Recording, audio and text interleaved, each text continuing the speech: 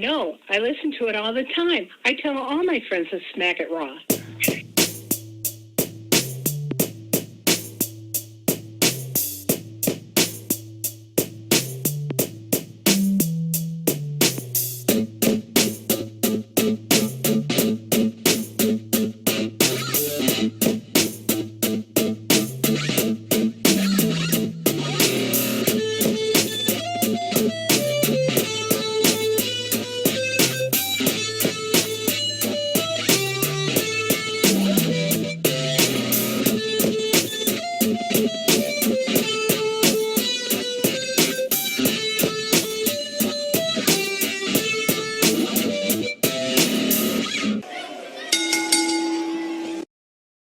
Following podcast contains mature content. The views and opinions expressed by the host are not necessarily those of the host. Listener discretion is advised. Ladies and gentlemen, welcome to the Smackin It Raw podcast, episode 146. I am your host, the Warden, Matt Ritter, and I am here, as always, with my co-host, Sir Cussalott, Travis Pointer, a.k.a. the Dragon King, a.k.a. Big T, a.k.a. Sweet T, a.k.a. T-Money, a.k.a. Black Merlin, a.k.a. the HNIC. What's that? And we have a special guest today, basically because he only wanted to make his Pornhub debut. Host of the Smackin It Raw podcast. He is the host of the Monday and Friday show, so you get Raw and SmackDown. It's Kyle. Kyle, how you doing, man? What's going on, my friend? Heads up, just letting you guys know, the cease and desist is in the mail. It's officially been formed. I hope you guys understand and you can honor it. Yeah, no, I haven't told, I don't think I told Travis about this, but I let Kyle know that since we've been around longer than him, he can. I was just about to say, I'm pretty sure we came first. So, I mean, not sure how that's going to work for you, but, you know. I ran to the trademark office. Let's say, like sex with my wife, I came first. Yes. Now that we got that out of the way, I want to get serious for a minute. I want to do this right off the bat so that everyone listens and hears and gets this message because it's very important. It's something that I talked about with Kyle and Travis and let them know we were going to do. We're going to talk about George Floyd and the incident that happened. And this isn't going to be a discussion or us really getting into it, but it's more so getting the message out there and just kind of talking to our listeners and fans. And anyone that hears this is there obviously is a problem here in America. There is something that is continuing to go on. It's been going on for a very long time. It's not getting better. People are needlessly dying, and most specifically black males are needlessly dying at the hands of police, and something needs to be done. Obviously, there are riots and looting and all these things going on, but we as podcasters, and shout out to the Dead Ass Girls because they gave me my wake-up call on this. They retweeted that there is a lack of white male podcasters who are, acknowledging the injustice or speaking up or just kind of being silent, and they were right. You can't be silent. At this point, you can't sit back and say, oh, this sucks. Oh, it's horrible. Oh, I hope it gets better, and do nothing. You need to stand up and do something, whether it's going out and protesting or signing petitions or going and donating money. I didn't run this by Travis, but I'm sure he's okay with it. Normally, we ask you guys to go, subscribe to our Patreon and support our merch. And, of course, we want you to do that if you can. But more importantly, if you can't or you don't have the money to do both, take that money and please go support a fund, an organization, something that supports the Black Lives Matter movement or the people trying to help the victims or the people that are affected by this. Please go donate your money there. Put it towards a cause that matters. But please don't just sit at home and do nothing. And I'm talking to everyone, but I'm talking to white people. Like, just everyone, don't do nothing. Make some moves, whether it's a minor or a major one. Because collectively, it'll be large when you say. Exactly. It may not affect you right now, but I could wake up tomorrow and hear that it was Travis or his father or his brother who are family to me. I call Travis's dad. I have lived with them my entire life. And it could be any of my other friends, neighbors. I mean, this is happening everywhere to everyone. It's not isolated to an area. It's black males that it's happening to. So if you have loved ones, family, neighbors, realize that even though it's not happening to you now, it could affect you. You could wake up tomorrow and hear that you've lost someone you loved for no reason whatsoever. So please go out, do something, support. I donated to Minnesota Freedom Fund, and I'm going to get the link and I'm going to put it in my Twitter my pin tweet at Matt Ritter. You guys can go there.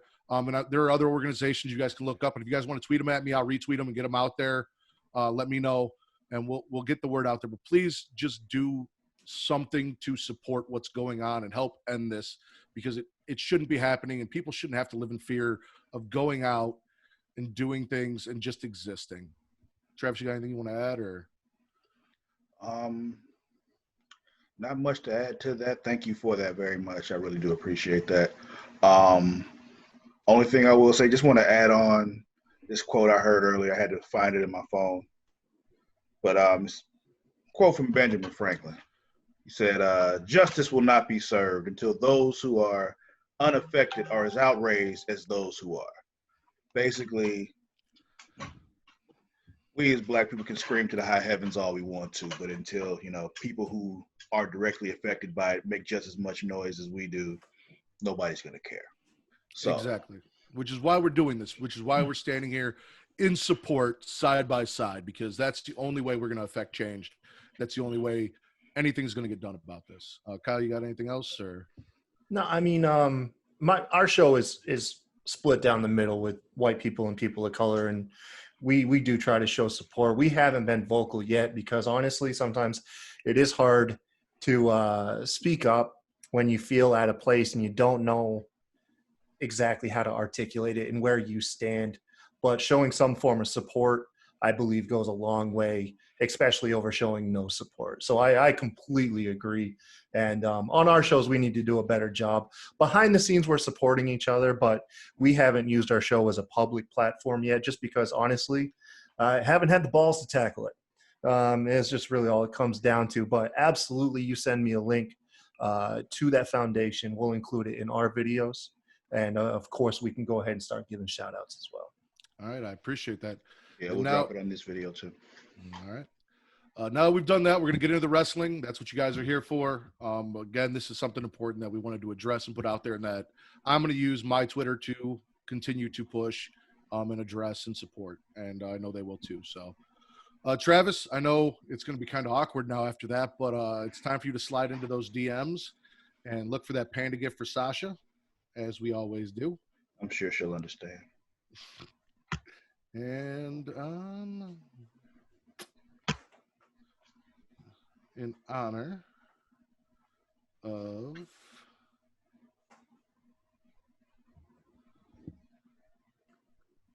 Jew. I'm calling you daddy. Daddy, can you be my daddy? Daddy, I need a daddy. Daddy, I gotta set the mood for him, Kyle. We get to like gift. Not to ask, are we live? No, we're not. No, okay.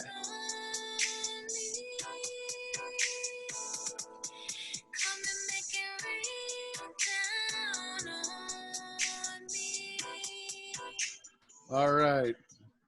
And we got pandas being pumped out of a faucet into a pile of pandas.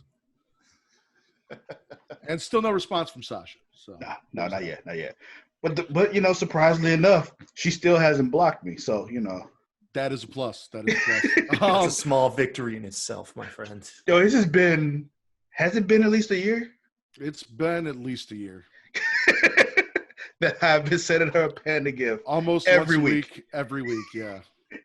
Dude, there's no way she hasn't seen that yet. That's what we were saying. Well, Yeah, there's no way she doesn't know. No way she hasn't There's seen that no way yet. she doesn't know. And we'll see if we get a cut. I think it was who was it? It was an Arn, right? When he was just like, she probably like got to the point now where if I like take a week off, she's like, where the fuck is my panda gift? 100%. Yes, sir. So in news, obviously they announced, and we're not going to talk about it on Raw because we're going to talk about it here, but Rey Mysterio is supposed to be having a retirement ceremony next week on Raw. It sounds like he's actually officially retiring from wrestling. I don't know. Kyle doesn't seem to believe it. Bullshit. Travis doesn't believe it. No. Seth Rollins is hosting it. Yeah, he's like, it's in the middle of this shit with Seth Rollins. No, he ain't retiring now. No. There's no fucking way. Okay. Drew Gulak has come to a new deal with WWE after all the outrage of WWE not re-signing him and everything that happened, and then finding out that Why? he let his deal go. What do you mean why? People fuck with Drew Gulak like that? Yeah, man. We over on our show, we're all huge fans. Hmm.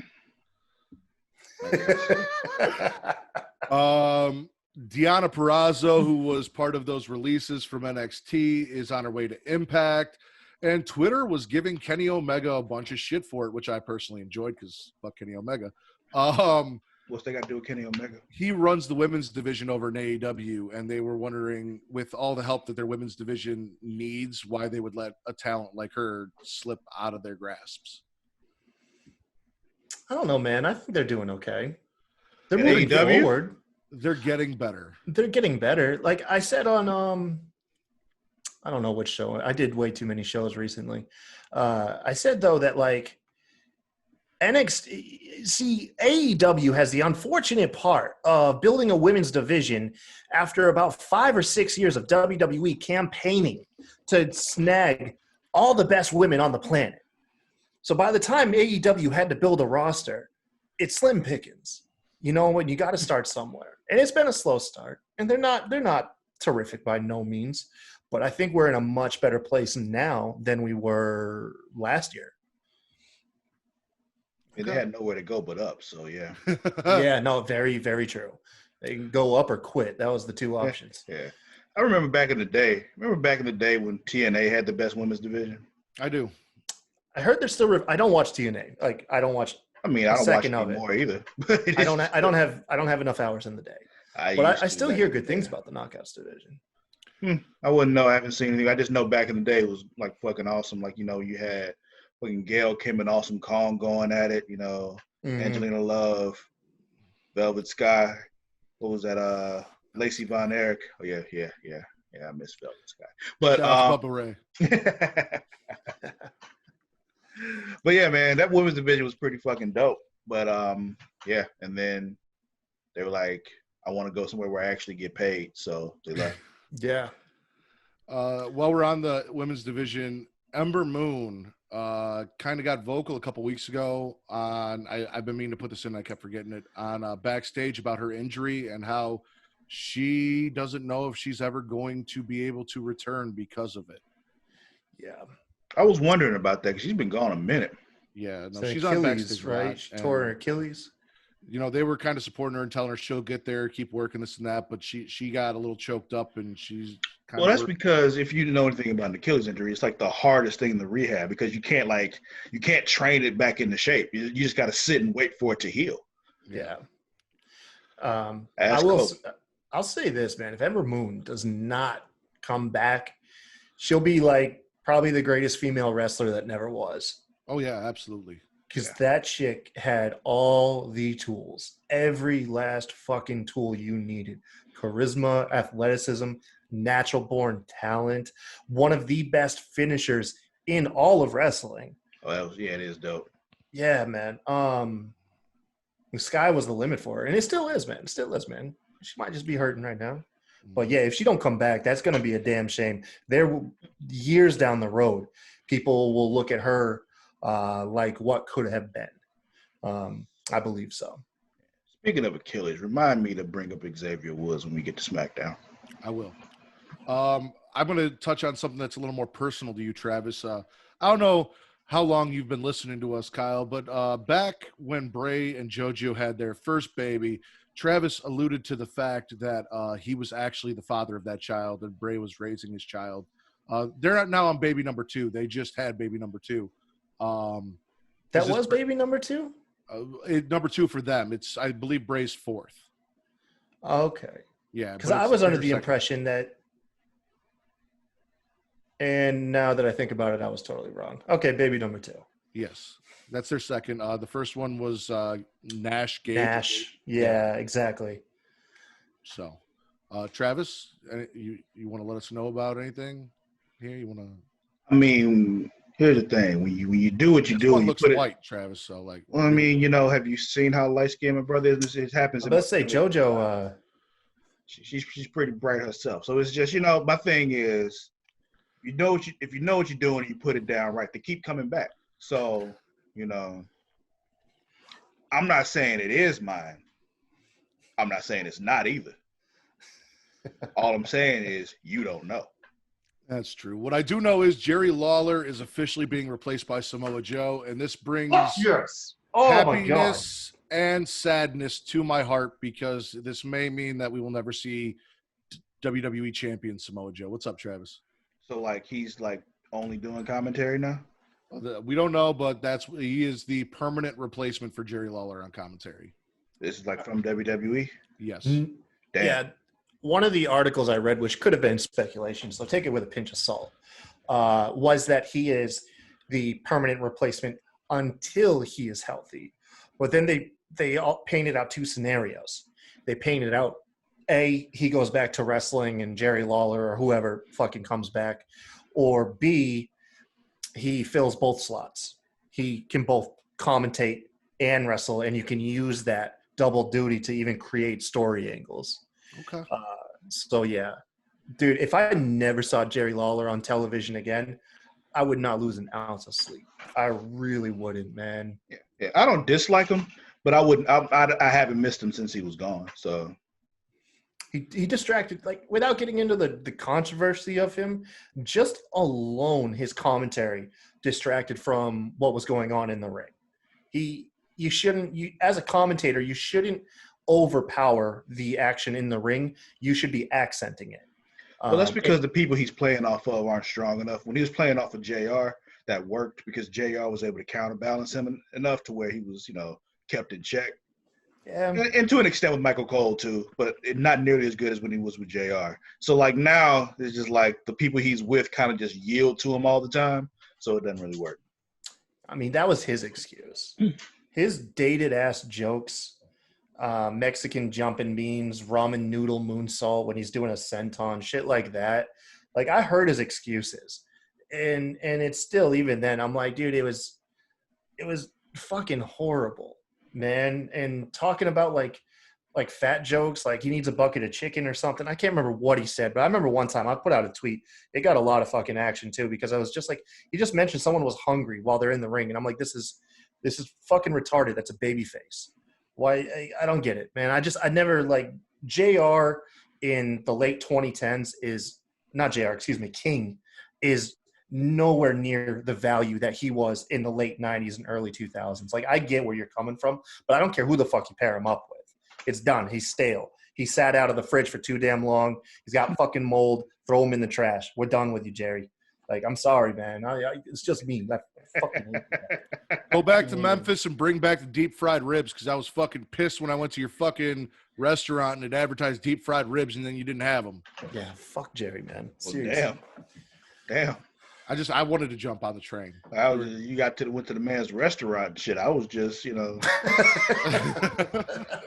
Well, Travis, I went all the way to Memphis and like I was all excited because Kate was all about, seeing the Elvis stuff and the Sun Studios and all that stuff that was down there, all that history. Oh, she likes Steve's, huh? Yeah. Gotcha. And then I was like, well, Memphis wrestling. I was hoping to find some stuff. The only Memphis wrestling shit in Memphis is really just Jerry shit. So I went to his restaurant and I sat down. I'm looking at the menu and it promised me deep fried ribs.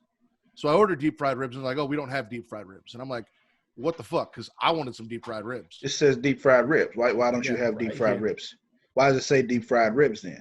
Like, exactly. Like, give me the real menu. Come on, hand me over the real menu. Then I'm like, well, do you have ribs at all? And then they like, well, yeah, we have ribs. Deep fry them bitches. Like, what's the problem?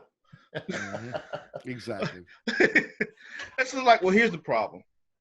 After working in places, that actually cater to people because people who go there expect a higher standard, who basically, if they have the ingredients, they'll make it for you, I feel like that's how most restaurants should be. If they have the ingredients, figure out how much it'll cost you to make it, and then upcharge me for it if I ask for it.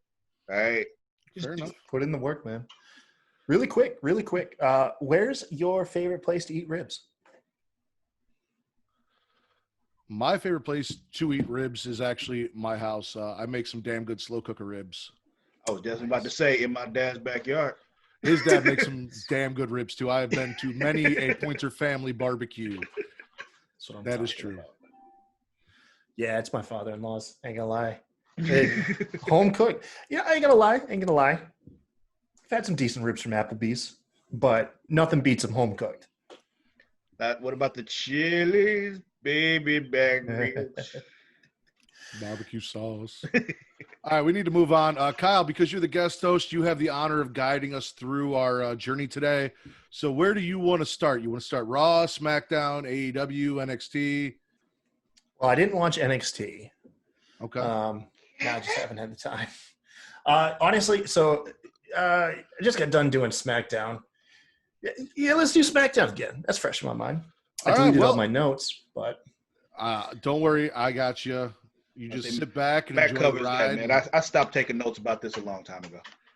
Just feel free to jump in when you see your spot. So this episode of SmackDown was surprisingly really fucking good right from the get-go because we open up with a news report-esque feel. We got Renee Young outside telling us that Elias has been in an accident. There's a car up over the curb all smashed up. They said whoever hit him was wearing a black. Well, it wasn't all smashed up. It was just on the curb with the hood up. yeah, I was looking for the damage. It didn't look too much. Yeah, it looked like they just popped the hood. A man in a black shirt and black pants apparently fled the scene. Elias is going to the hospital. And then, we talked to Braun Strowman, who's over with Caleb Braxton. And he's like, apparently he saw shit, but he didn't see shit. Yeah. And my thing was like, if it was somebody we knew, you'd think he would recognize, especially Sheamus, because like that red hair and that white skin, like you're not going to not know it was Sheamus. Maybe he was wearing like a black skull cap and like one of those beard nets, And because of Corona, His skin is reflective. Exactly, and then sunglasses and gloves, so you couldn't see any of his skin. Like you couldn't see any of his skin or his hair, so they had no idea it was Sheamus. Just a fucking 6'6" goddamn ninja. He's wrapped up like the Invisible Man. But then there's some commotion, and we follow them back, and we find Jeff Hardy passed out in the grass. Apparently, he reeks of alcohol. The cops found the rental agreement that had Jeff Hardy's signature on it, said that the car smelled of alcohol. And we are going down the path of did Jeff Hardy do it, or was he framed? But we're also dealing with his real-life alcoholism and struggles. And, Kyle, I know you guys talked about it. I have no problem with doing that. I know Twitter was very back and divisive, forth. to say the best. This is terrible. We can't do this. I mean, fucking Ryan Satin even said he didn't like it if that's where they were going. But as you guys said, and as I'm going to say, and I'm sure Travis agrees, fucking it's Jeff Hardy's life. If he wants to do a story on his fucking life, then let him do it. They did it with CM Punk and him and his drug abuse and alcohol. Like, why is this any different? Like, Just it's who's our direct feedback? It's Twitter. You know what I mean? And Twitter is just hypersensitive. It's the same people that cry out, we want the Attitude Era stuff and we want an edgier product. And the second we get it, and we're like, oh God, that's not progressive, that's not PC, and yeah, you can't win on Twitter, unfortunately. Ever. Well, actually, technically, you can win because once people are talking about you, that's what you want. So yeah, no, and exactly that. And this is going to be the most engaging story Jeff Hardy's been a part of in a long time. I can't stand Jeff Hardy, and they got me interested, so that's a plus. Yeah, exactly. And same with RN. RN said the same thing. I had a good conversation with our AEW castmate Chris on Discord, which by the way, you guys, make sure to hit up the Smack Draw Podcast Discord. It's the only wrestling Discord where you can also catch Pokemon. But I'm a sleeper there. I'm always in there catching. You are always lurking.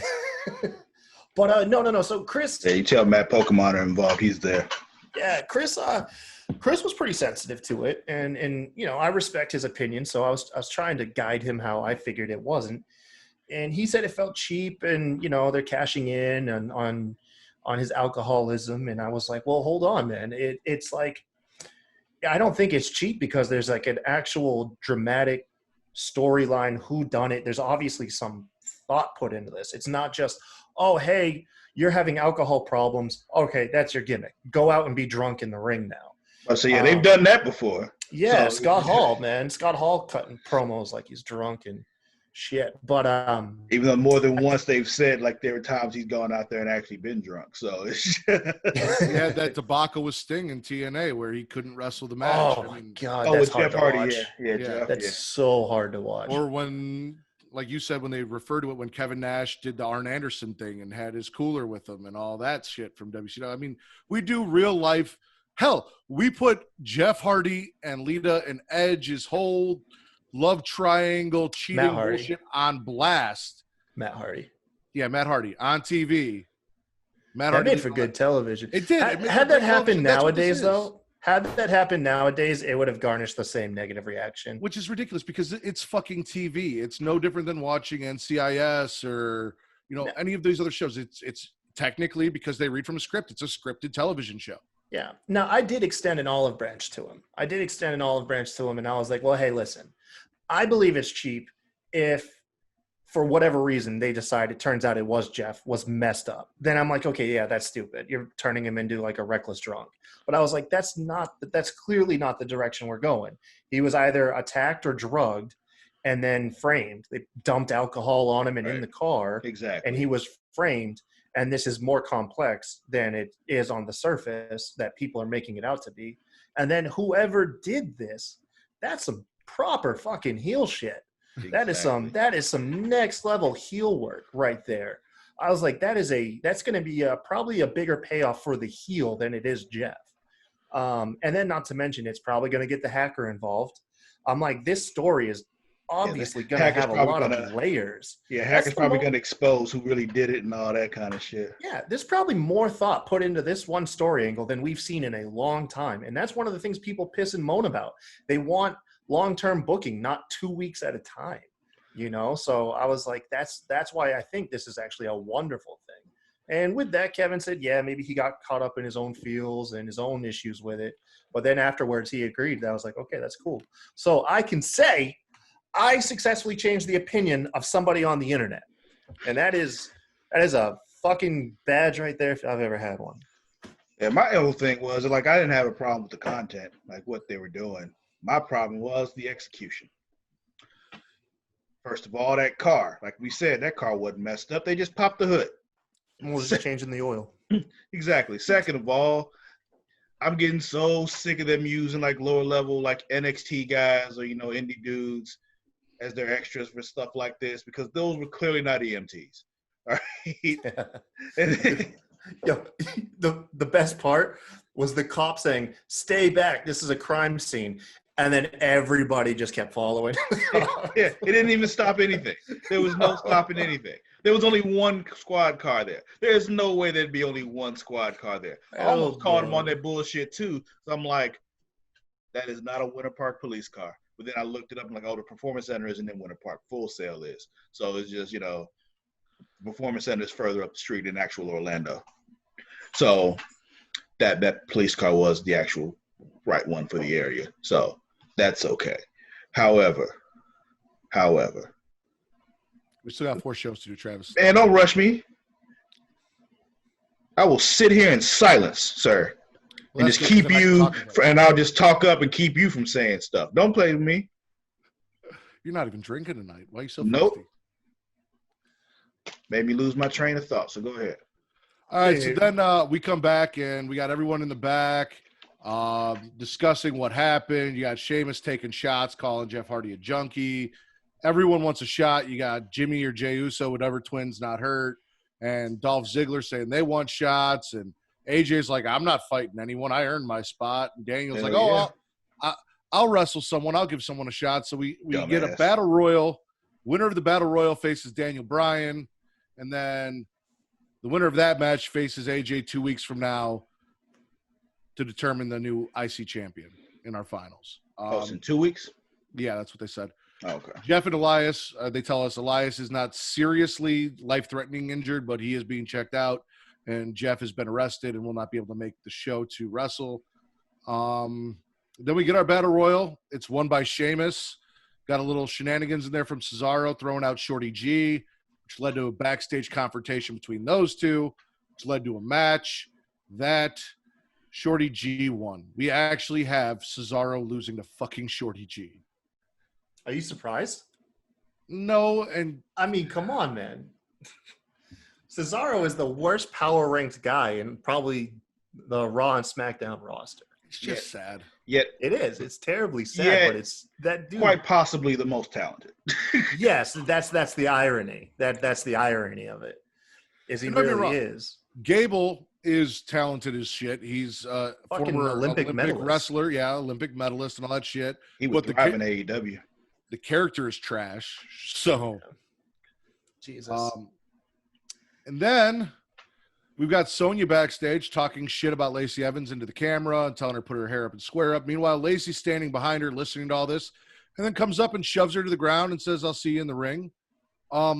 I didn't see the way this match ended because it was at this point that Vince from the Smack Raw podcast started giving me shit about not having Matt Riddle in my Brawl for All tournament and completely distracted me from what was going on. I looked up and I just saw Sonya outside the ring saying, I'll fight you on my terms. So I don't know. They brawled Double outside count the out. ring Yeah, and both double got count counted out. Yeah. Okay.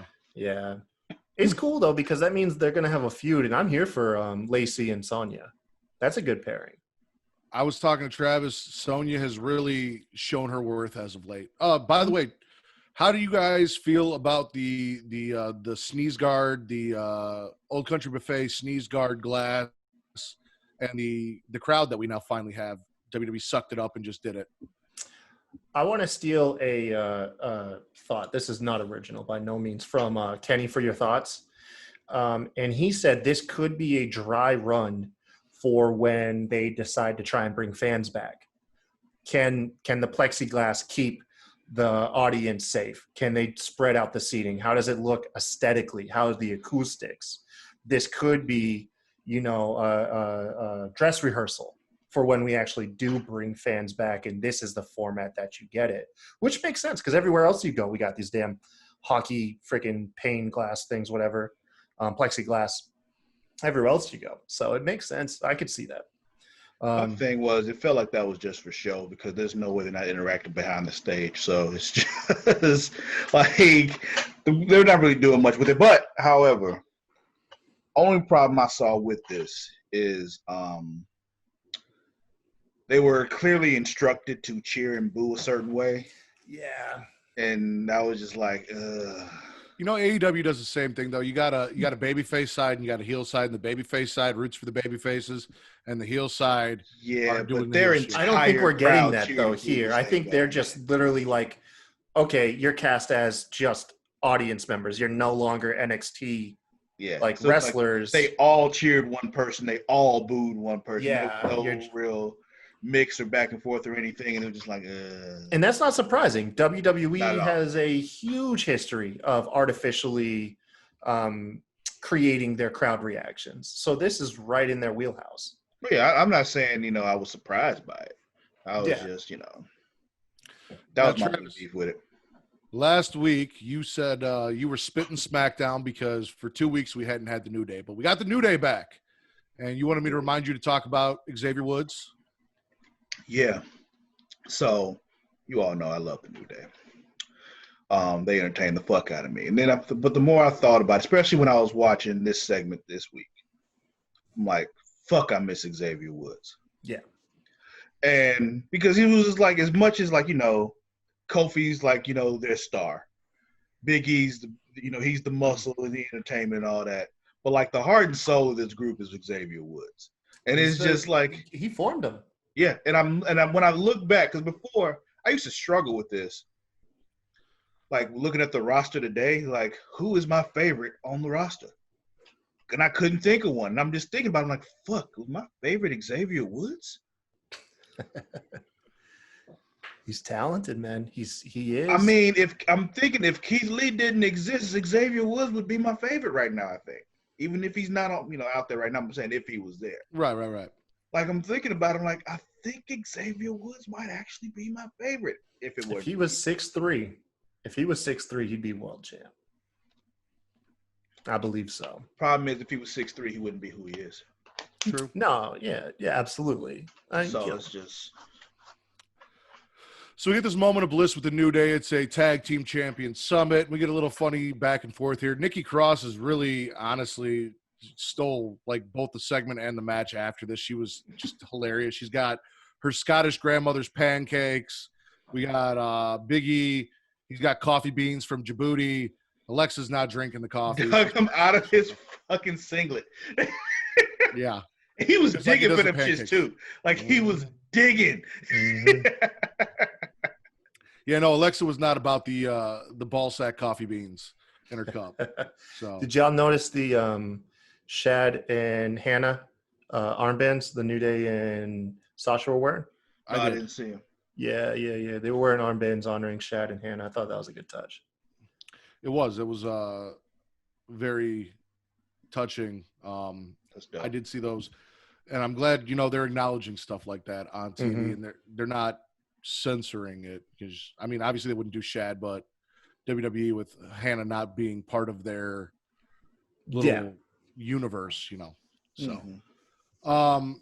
Sasha and Bailey unfortunately decided to come down and ruin the New Day and Bliss and Cross's party.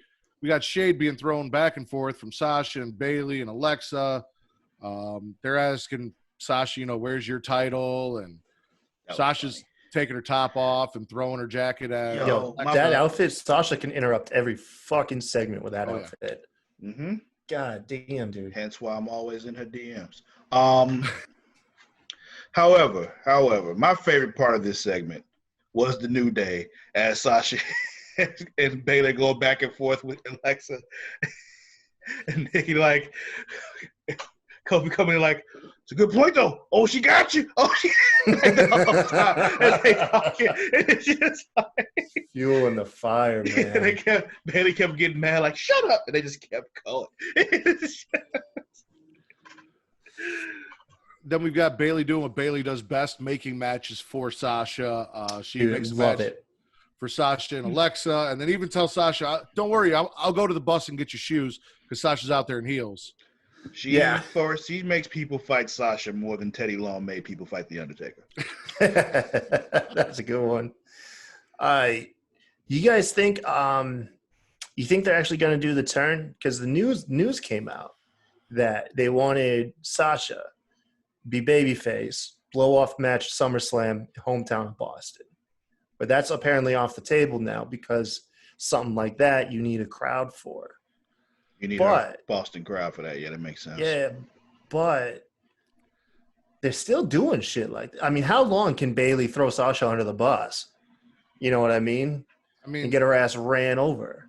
At this point, it's just torture. Like it was foreplay at first where they were fucking with this breakup between these two for so long, but now it's been going on so long, like it's not foreplay anymore. It's just torture. Like they're not even giving us the tip. Like they're just kind of outside teasing us. Like it's like they're in there now. They're in it, man. They put the little plastic locked hammock thing on you, No, I have no idea what you're talking about. No. Yeah, you do. Yeah, you do. It's okay. It's okay. You don't have to admit it. I really don't know what you're talking about. Plastic locked hammock thing. Yeah, a little chastity belt thing. You put your dick in it and lock it in there so you can't use it, so you can't get hard. Oh, shit. Okay, yeah. I know what you're talking about there. When you said hammock, dude, I'm thinking of a fucking bed. No, like the banana hammock. That's why I said hammock. Oh, okay, I got you. Sasha defeats Alexa Bliss. Like I said, Nikki Cross is killing it on commentary here, yelling at Bailey. Bailey's threatening to punch Michael Cole in the face. And she's like, you don't touch Michael. And she's patting him on the head. I'm dying. She's cheering for Alexa. Standing up on the commentator's table and shit. Yeah. Knocking it around. Corey's like, stop shaking the table. Like, all fun, good shit. RN on our show had I thought, an incredibly great hot take on Nikki Cross tonight. And I kind of added to it. And he said that Nikki Cross should be could be like the Mankind of the women's division. And you think back of like her last woman standing match with Asuka, her time in Sanity. But to even add more layers to that statement, Mick Foley, the lovable guy behind the mask, Nikki Cross's incredible promo stated that it's her relationship with Alexa Bliss that allows her to be this charming, be this kind-natured, lovable character. The moment Alexa turns on her, which is going to happen, it could break her and send her right back into that crazy persona that she had beforehand, or even darker. or even darker. And I was like, damn, that makes so much sense. Then it gives her a reason how she can go back and forth between the personalities, just like Mankind and Mick Foley. I don't know how you could get a Nikki Cross, Dude Love, and Cactus Jack in there, but hey, I'm here for it if you can figure it out. If Matt Hardy can do it, so can she. Hell yes. Thing is, now I'm just picturing her with the Mankind mask on, and it's hilarious to me. So Fucking fitting as hell, though. Then, because we already talked about Cesaro and Shorty G and that bullshit, my favorite part of SmackDown is the fact that obviously Michael Cole is as big of a voyeur perv as I am, because he's all excited for the Mandy Otis pool date. This was fucking amazing. From the Mandy Rose dream sequence to the fact that they actually made out twice to yo, this is the first time we got them like kissing for real on television. Because it was just like, you did catch the reference, right? Fast Times, yeah. Fast Times. Okay. Ripped straight out of Fast Times. Just for, the podcast listeners. And yeah, we might have some young listeners that don't, that didn't see the movie. So it's the hot chick in the red bikini that takes her top off. You've seen it at some point. Yeah, that was Otis. You got the not so subtle innuendo of Mandy getting wet and then Otis literally getting Mandy wet with the jump in the pool and the splash and the wake up.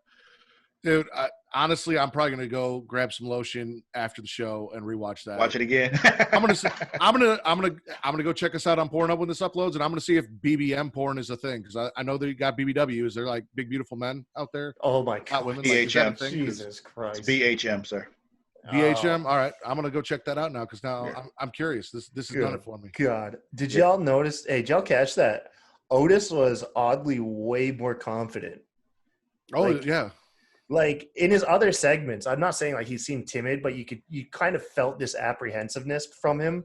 Like he felt all in. Well, this was probably different because it wasn't live. They had a couple takes to do it and shit. They probably had her, and you saw her like drooling over him and shit. She probably hyping him up. I was gonna say, also you got somebody that hot gassing you up, you good. All I can picture is like how you hear of like actors and actresses practicing kissing like off stage to make it more natural. And all I can think about is my boy Otis right now is having some of the best fucking acting rehearsals like anybody could ever dream of. Yes. And then from that, we go to Kurt Angle announcing Matt Riddle will officially be part of SmackDown. Fucking garbage. Yeah, I'm not happy about that. Garbage. Whether you like Riddle or not, that's the fucking lamest way to announce a guy's call-up. He shoehorned himself into SmackDown just like he shoehorned himself into my fucking Brawl for All tournament. Thanks for that, Vince. Yeah. I mean, it makes sense for him to be in it, though, Matt. So I'm sorry. I'm not. Hey. I know Aaron's real petty. That's his Twitter handle, but I am the king of petty. I've been referred to tonight as Matt McMahon. Yeah. And I saw that. They're a Matt McMahon guy. That could be a shirt. Just putting that out there, Travis. I'm a Matt McMahon guy. Pro Wrestling Tees, man. But listen, it's my tournament. If I don't want to fucking put him in, I don't want to put him in. I even made it so no NXT guys were in the tournament. So I had that out. Like, oh, well, he didn't go in because there was nobody in there. Like, I purposely set this up just to keep Matt Riddle out. And it took Vince fucking like 2 months to notice it. Now he fucking noticed it. I didn't notice there were no NXT guys in until you just said it, Mike. Oh. I love Vince. I will say this, though. When he wants to get something his way or when something irks him, there's no telling him otherwise. That dude, he is relentless. See, this is Matt's problem. He won't do it. I told you just mute him and you won't have that problem. Yeah. I can't mute Vince. I like Vince. Yeah, you can. You could have muted him long enough to where this blew over and then unmuted him. Well, but again, I'm too stubborn and petty. Our main event, Daniel Bryan defeats Sheamus because Jeff Hardy shows up at the end of the night, which tells us that he clearly did not fail a breathalyzer, because if he had, they would not have let him go and he would not have been able to make it to the he'd show. still been the drunk tank. And that was revealed after the show. And that's where they really fucked up. Because earlier they said they were going to have an update on the situation, and I don't think in the show they actually gave an update. But the midway through the part, like an hour into the show, an hour and 20 minutes, they should have been like, oh, Jeff Hardy's been acquitted. He passed the breathalyzer and sobriety test. Or But even the as fact- he came out, they could have been like, we've been given word that he, yeah, that he's, But- passed the breathalyzer, he wasn't drunk, blah, blah, blah, blah. Or like, that knowledge was withheld for social media. Yeah. So it just makes it look like Jeff Hardy escaped a hit and run after being arrested and decided to come back to work and beat up his coworker. Like on the surface, you could have taken this very wrong. Yeah. Yeah. Only one man is allowed to do that, and he doesn't wrestle anymore. Yeah, but we love our bald goatee, badass beer drinking motherfuckers. So Yeah, we do. Yeah, man. We do. I am thirsty. as we do always, SmackDown. Travis, will start with you. Spit or swallow? I'm gonna swallow this one. Kyle, spit, swallow, or gargle undecidedly? I can't believe that's the rating I got to give. It's a swallow for me. Oh, did you not see like my spit and swallow polls? And then instead of doing the 5 stars, doing the eggplant emojis is really getting over on Twitter. People's really No, enjoying it. I did see them. I just forgot. I didn't correlate Twitter with the actual product. No, yep. Yeah, this is what I'm in for. We live the No, gimmick. We live the gimmick here. Yes. Where are we going next? AEW, Raw, or NXT? Damn. Okay, let's do. Okay, let's go back to Raw. Let's cover WWE shows and then finish it with AEW. All right. So Monday Night Raw, as we mentioned, we finally got we got crowd members behind the glass. We kick it off with the Kevin Owens show. He's got a match with Garza. He brings out Asuka to talk about the number 1 contender triple threat. Asuka chants for Becky. Then Charlotte shows up and says Asuka never beat her. And I mean, we're talking about this triple threat match. Natalya doesn't belong in the triple threat match. We talked about that. Charlotte really shouldn't be there either. Travis and I have been very vocal about the fact that if Charlotte's NXT champion, she should stay on NXT. Yeah. Natalya lost to Shayna Baszler twice, so why is she in a number 1 contender triple threat match? But she comes out, she's apologizing for last week trashing the set for the Kevin Owens show, and then Nia comes out and talks about how she's going to beat everyone up because that's what Nia does. Yeah. Is this when KO got out of the ring? Like, yeah, I know where this is going. And that's what I love about KO is he's a smart man. Like, he's a smart man. He's like, fuck it, I'm out of here. As they get into their brawl. He is the smartest babyface. He is the only babyface that works with logic and knows when he is in danger. Like, no other babyface understands that. And we love it. And then right here in my notes, I fucked up. So we had a backstage interview with Apollo. No, I didn't fuck up, but I did. We had a backstage interview with Apollo, and it was classic Apollo, smiling, big and happy. And my notes literally say Apollo's back to smiling. He's going to lose. But guess what? He didn't fucking lose. We got a new U.S. champ. Apollo Yes. defeats Surprising. Andrade. Surprising? Surprise? That surprised the hell out of me. First He has about as good of a championship in win record WWE. as fucking Cesaro does in singles. Yeah, No, true. this is awesome. Fucking terrific, man. Give him, just need to let him talk. Let him talk. Yeah, he did cut a good babyface promo afterwards. But I still think that I wouldn't call it good. I'd call it decent. It's Yeah. just, let him I talk still- more. That's what I'm saying. I still think the end game is pairing him up with MVP, but not MVP having a faction. Like, just let MVP be like a classic 80s manager and let him manage multiple talents individually from each other, just like an agency. Yo, I don't know what you just did, but whatever you just did, you sound way better now. Really? Yes.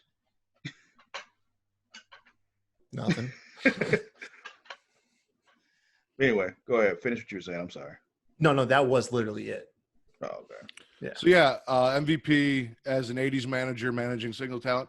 I'm with it. I don't know how they're going to get Apollo Crews because right now, obviously, MVP's managing heels and Apollo's the It's not going to babyfaces. happen. It's not going to happen. It's just one of those in a perfect world scenario things. Mhm. Yeah, I mean, honestly, we've talked about this on this show before. MVP should be managing Pretty Ricky and Cedric Alexander. So, but they're not doing that. So, Oh God, no.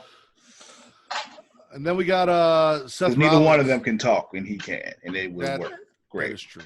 We actually haven't seen much of them in a while. I haven't seen them at all. So Well, yeah, because Travis watches it on Hulu, so I've got to ask Travis. I forget okay. about that.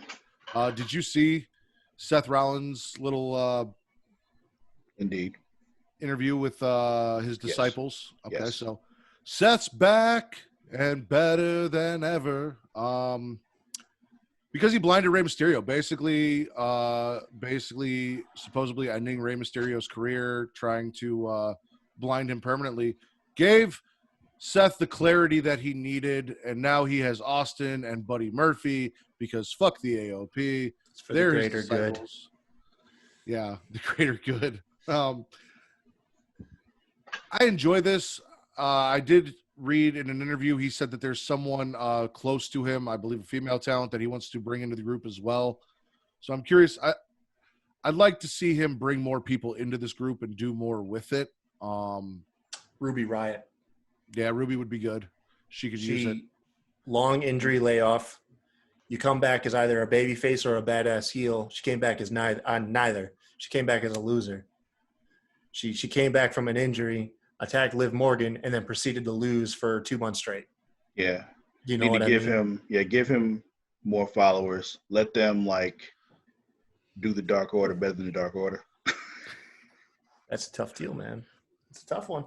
I'm a big Dark Order fan. Big Dark Order fan.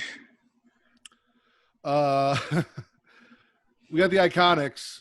Did you see that, Travis? Yes. You saw the Iconics come out and address the what almost sent Australia into a tizzy with the slap heard round the Outback. Oh wait, no, I didn't see that. Okay. Did you see MVP preparing for the VIP lounge? I did see that. And Lana wants to talk to him, but he doesn't give a fuck. Yeah, Hell fuck no. that. She's like, we need to talk. He's like, no, we don't. And just bailed on her. And I fucking died. Yes. He said, "Be gone, you white she-devil." You think, though, that Lana would obviously see MVP has Bobby Lashley's best interest at heart. And because within the, 2-3 weeks they've been interacting, he's got a world title shot. Lana, when's the last time you got him a world title shot? No, you feuded with your ex-husband. Kyle, that's the thing about the white she-devil. Yeah. She don't care about what's the best interest. That's why she's telling him not to do, dominators and change up his finisher and costing him matches. Yeah, tell me about it. Can you guys explain to me something? Okay. Probably not. How the hell is MVP a heel? He has not done a single heel thing, and yet he is somehow a heel manager. He took on a talent, Bobby Lashley.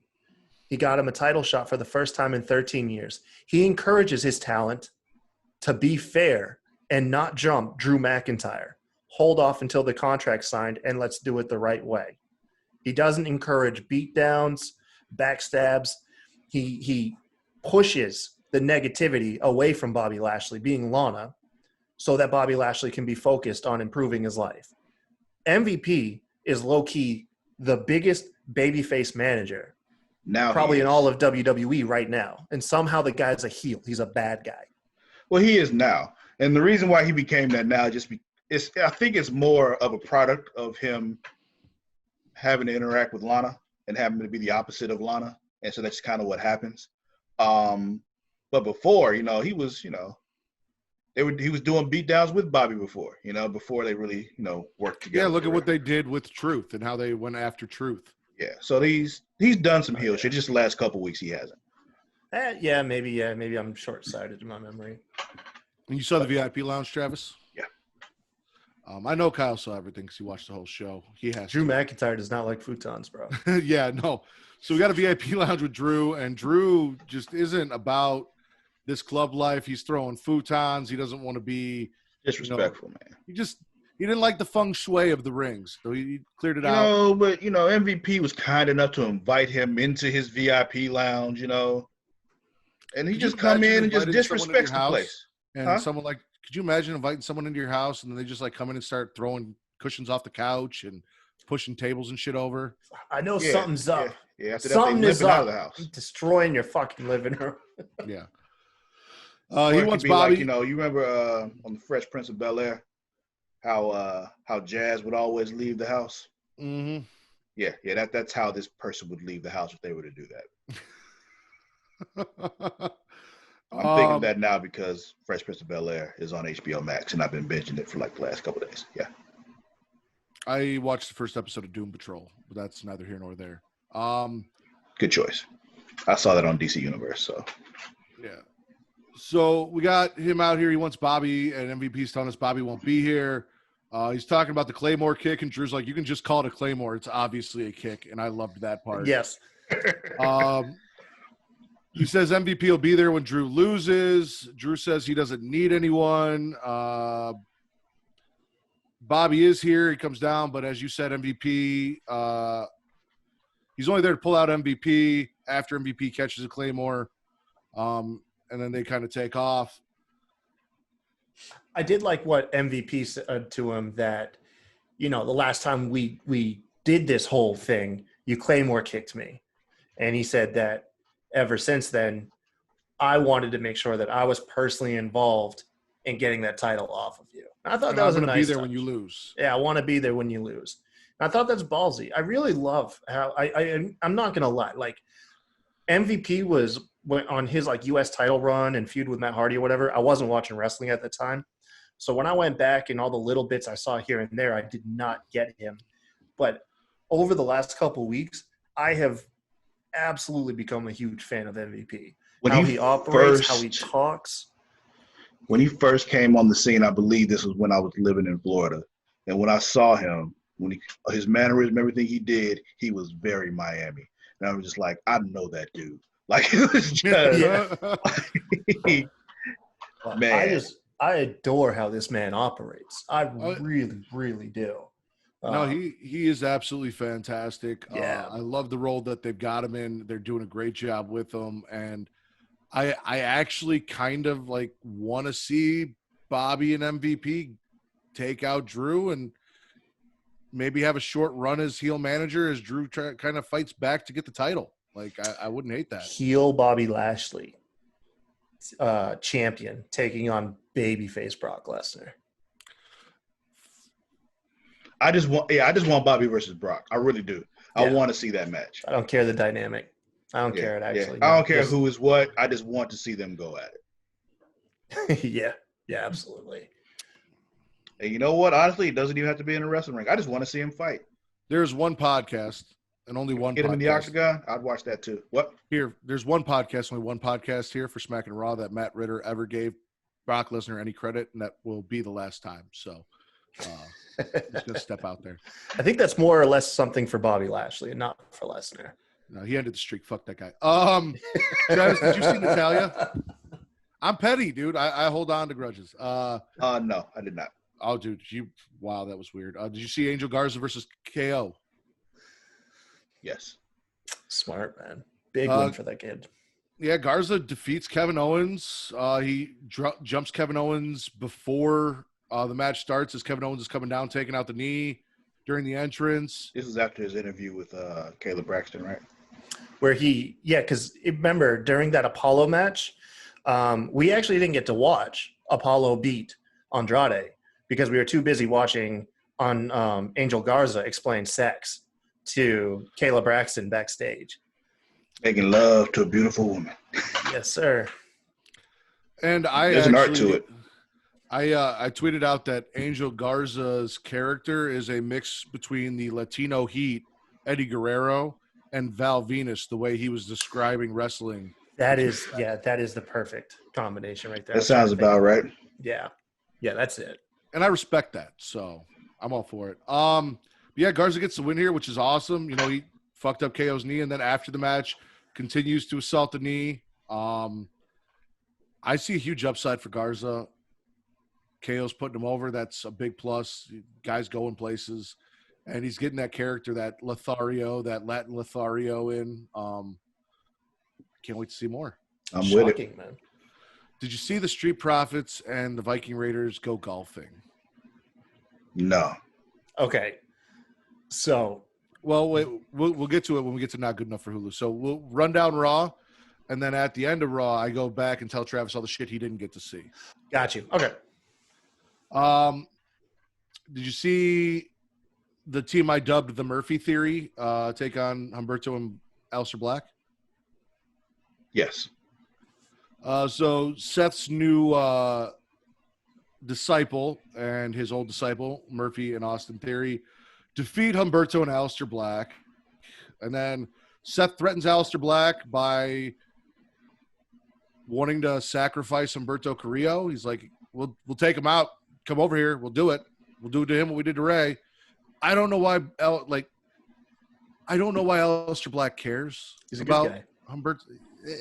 He's Is a he good guy. though? Like, He's a WWE good guy. yeah, just He can't. He has his conscience is overwhelming.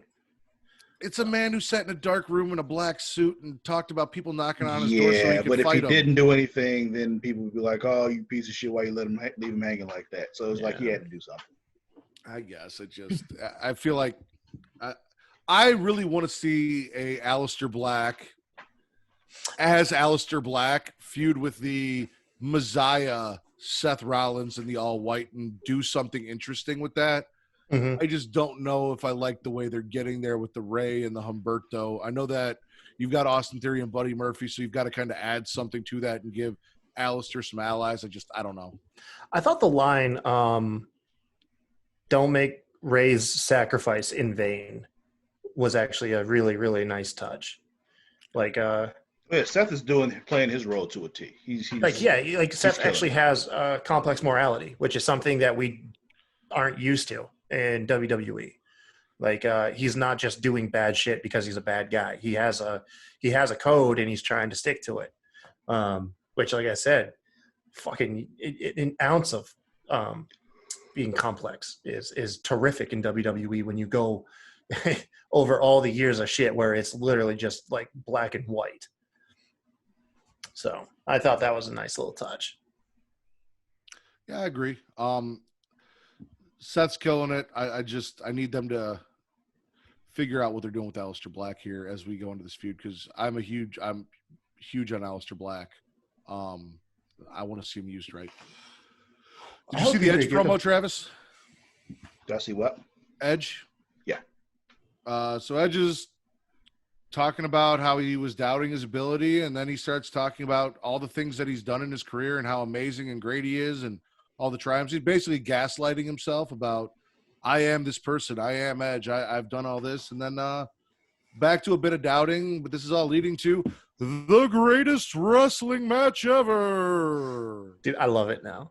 I've Really? done a complete 180. I love it. Every time I hear it, I I hate it. fucking love it, dude. That's probably just because it's so ridiculous that you like just kind of. It's hilariously bad. Yeah. It's like, it's like when you watch those terrible B horror movies that they're so bad they're good. That's the humor I get out of it. Okay. Yeah. I'll give you that. As a big horror movie fan, I'll give you that. Puppet Master. Yeah, Travis is a big Puppet Master fan. There you go, man. That movie creeped me out as a kid. Like that really, something about like the low quality, like to it. It was just something like really irked me as a child. Did you see the women's triple threat match for the number one contendership for Asuka? Yes. We got Asuka on commentary. Asuka, again, killing it on commentary, entertaining as shit. Nia wins. This was a really good match. You know, for all the shit that Charlotte gets and Nia Jax gets and Natalya gets, these three together. I mean, me and Travis talk about how fantastic Charlotte is on here. I akin Charlotte to early 2000s Triple H, and we won't really appreciate her until her time has come and gone and we look back and say, wow, she actually really was that damn good. I completely agree. Oh yeah, she's fantastic in the ring. They just use her entirely too much. But they did that with Triple H too back in the early 2000s with And I still Evolution. maintain they used him entirely too much. That doesn't take away how good he was. True. Yeah. I really quick. I just wanted to say this triple threat match I dubbed it was akin to the Super Bowl where we saw the Patriots take on the Philadelphia Eagles, and that we were hoping that nobody could win this match. We did not even want a winner to emerge from this. Well, that's how we felt. Not this guy. Not this guy. He was very much for the Patriots in that one. But no. So personally speaking, I'm from New England. I'm a Pats fan, but I do understand the general dislike for them. And then when you combine that with Philly, the majority of the country didn't want either team to win. But yeah, no, I get that. Like I said, Gronk made me realize that I was a Tom Brady fan, not a Pats fan. So just when he talks, like on the field, fantastic. You put a mic in his hand, I can't stand the guy. And we'll get to that. But yeah, no, this was a good match. There was a spot He's where still the 24/7 champ, isn't he? Yeah. Longest reigning. They powerbombed Nia Jax to the announce table here, didn't they? Yes. That's how that they not a segued DQ? to the first commercial break. How is that not a DQ? What? She just fell through It's a triple table. threat. Triple Yeah, threat, there's no DQ. There's no DQ in triple threat matches also.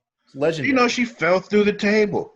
Incidental contact. Dude, were you, They were I was- power bombing her, and the table just happened to be there. They didn't It set was- up a table and put her through it. They were just power bombing her, and the table was there.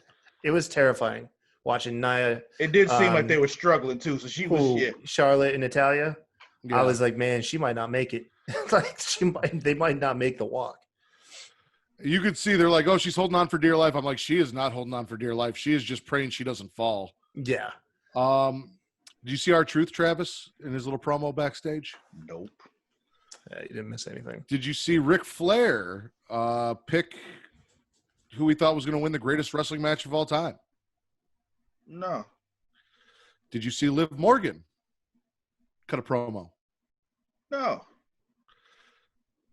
Did you see the main event, Street Profits versus Lashley and MVP? I did. All right. Street Profits lose to Lashley and MVP.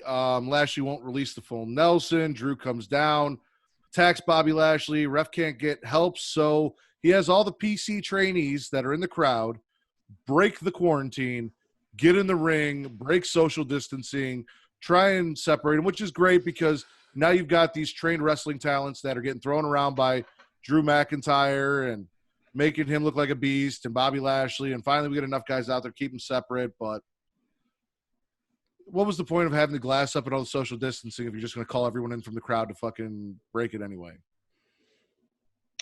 I did love that the ref was like waving from somebody come out in the back and no one came, so he's like, fuck it, you guys, let's go. Yeah. Somebody. Imagine if you could do that with a live audience. They just call in the crowd. It's called the crowd in. Section A, Section B, get in here. All right, not good enough for Hulu Monday Night Raw edition. We've got Natalia backstage. She's getting ready for an interview, and then she gets a phone call, steps away, talks to TJ. TJ sounds like, because we can't hear the other end, berating her for not apologizing or, being sympathetic enough or not doing enough to show that she was sorry for the way she acted last week. And then when she comes back over to the interviewer, she's like, I'm sorry, we're out of time. That was your interview time. Fucking Really dumbass. fucking weird. Really. Dumbass Natalia. Why would you take a call on live television? Plain and I don't know simple. what they're doing with her. It was weird as shit. What are they ever doing with her? Like, Yeah. It's just. She's the Dolph Ziggler of the women's division. It's Remember they like did the farting gimmick? she's just. I heard about it. Luckily, I wasn't watching at that time. I heard about it. But she is, man. She's like Dolph Ziggler. Like, she's never going to be part of a big angle. And if you do try to push her into a big angle, people are going to reject it. So she's there as a good hand, which is unfortunate because I love Natalia. I love her to death as I have utmost respect for her. But it's like, yeah, you're just a good supporting actor. I feel terrible saying that. Yeah, it's it's one of those things that sounds like people are shitting on somebody when they say it, and sometimes they are, but they need that too, Yeah. So It is what it is. We also have the Viking Raiders.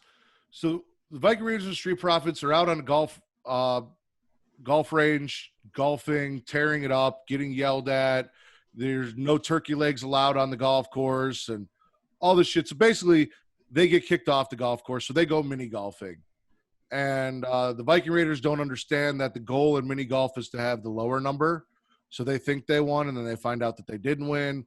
And then we do a whole gag where they just start pulling shit out of the last hole, turkey legs and all Solo sorts cup. of random shit, solo cups. And okay. Yeah, they but- do a yeah, thing second week in a row where somebody tells Ivar that it's okay because he's cute. Like, out of everyone there, Ivar wanted to pick a fight with a baby crocodile. Yeah, Ivar doesn't like alligators, crocodiles. Not a fan. It was straight out of Happy Gilmore. Like they had a lot of Happy Gilmore vibes going on out on that golf course. They really did. Yeah. Yeah. If only Bob Barker could have been there to knock one of them out and just make it that much or just better. Chubbs. Well, no, you got to bring it into this century, and Drew Carey. have Drew Carey. Drew Carey. Oh, that's good. He is a Hall of Famer. Former Marine. He's part of the WWE family. I'm sure he would have done it. Can you explain something to me though? What's that? How's this a rivalry? This is definitely a bromance. Like this is a bromance. This is not a rivalry. This is everything that they're doing. You do with your best friends. You go play basketball with your best friends. You drink alcohol and throw axes with your really best friends. And then you go play fucking mini golf and eat turkey legs. How is that like any of that describing like you have ill will towards each other? I don't know, man. I'm not going anywhere near Matt when he's been drinking and has an ex. I was just gonna say I'd actually go throw axes with you, Travis, but I see how. No, I don't trust you because actually, it's more of me not trusting myself than not trusting you, because I like to poke at you, and if you've been, when people drink, emotions are rising and all that, so things can happen if he has an axe in his hand. It's just probably not a good idea. That is true. You remember what I used to do with Dine Way on Dynasty Warriors, so. Yeah. We also have Truth. He figures out that Tom Brady isn't the 24/7 champ, but he thinks that Gronk beat Tom Brady. So now he's going to beat Gronk. And then we also get Gronk cutting a promo where he's trying to be R-Truth, and it's terrible. He's doing all the names that R-Truth does for the title, and it just doesn't work for him the way it works for Truth. Like, you're not Truth. You're not that guy. Stop it. Bro, he's in Tampa. He's like 45 minutes away. He could have got him. Dude, he looked like he was in the PC. Like he looked like he was in the PC like weight room. I was looking for Truth to roll him up at any point during his promo. My thing, even if he wasn't, like if he's just with the Bucks and shit, he's in Tampa. They're in Orlando. That's a 45-minute drive. I don't want Gronk to be champion until football comes back, but I also really want to pay this whole thing off with Gronk being pinned during halftime during a fucking Tampa Bay Buccaneers game. Like.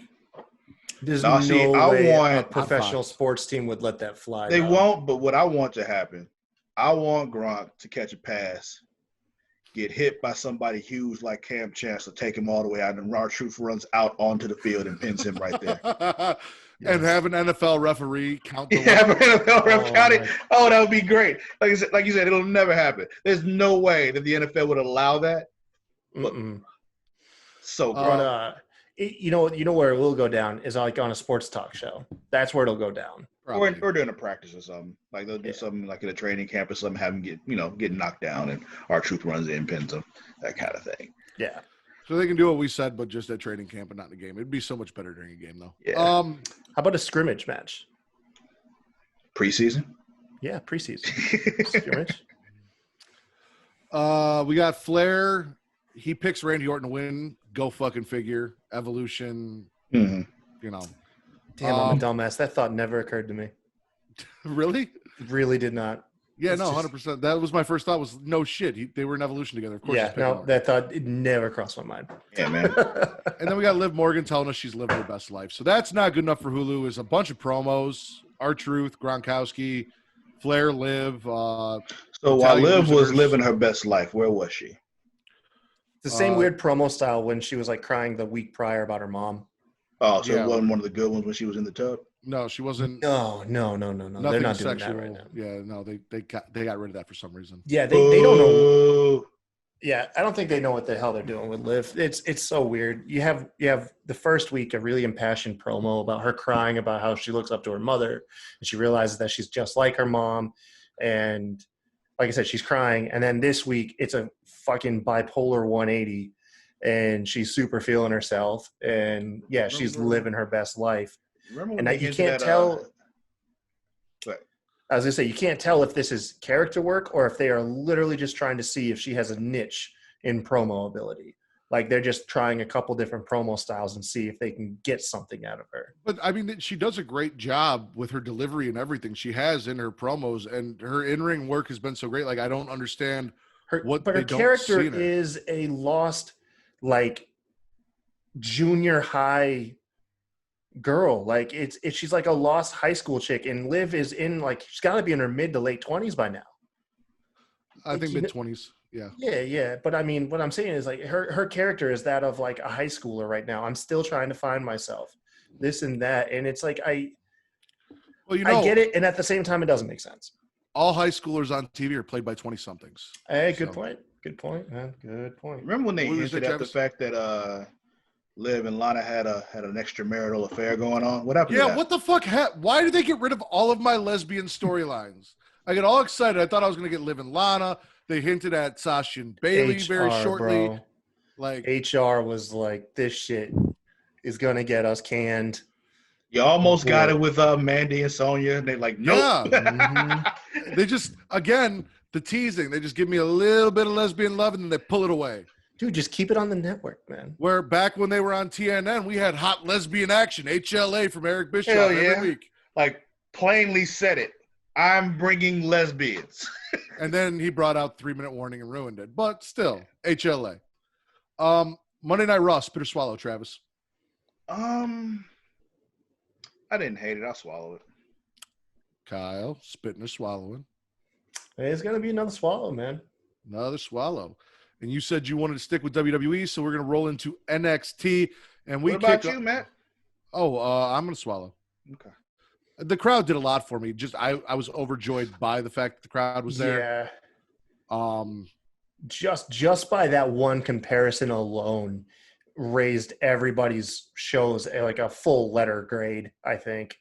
And Apollo Crews got that title. Yeah. That's first ever. I'm happy for him. So yeah. MVP stuff was great. Yeah, it's definitely a swallow. NXT, we start off hot and heavy with the triple threat match to determine the other entrant in the finals for the Cruiserweight Interim Championship Tournament. It is Drake Maverick versus Kushida versus Jake Atlas.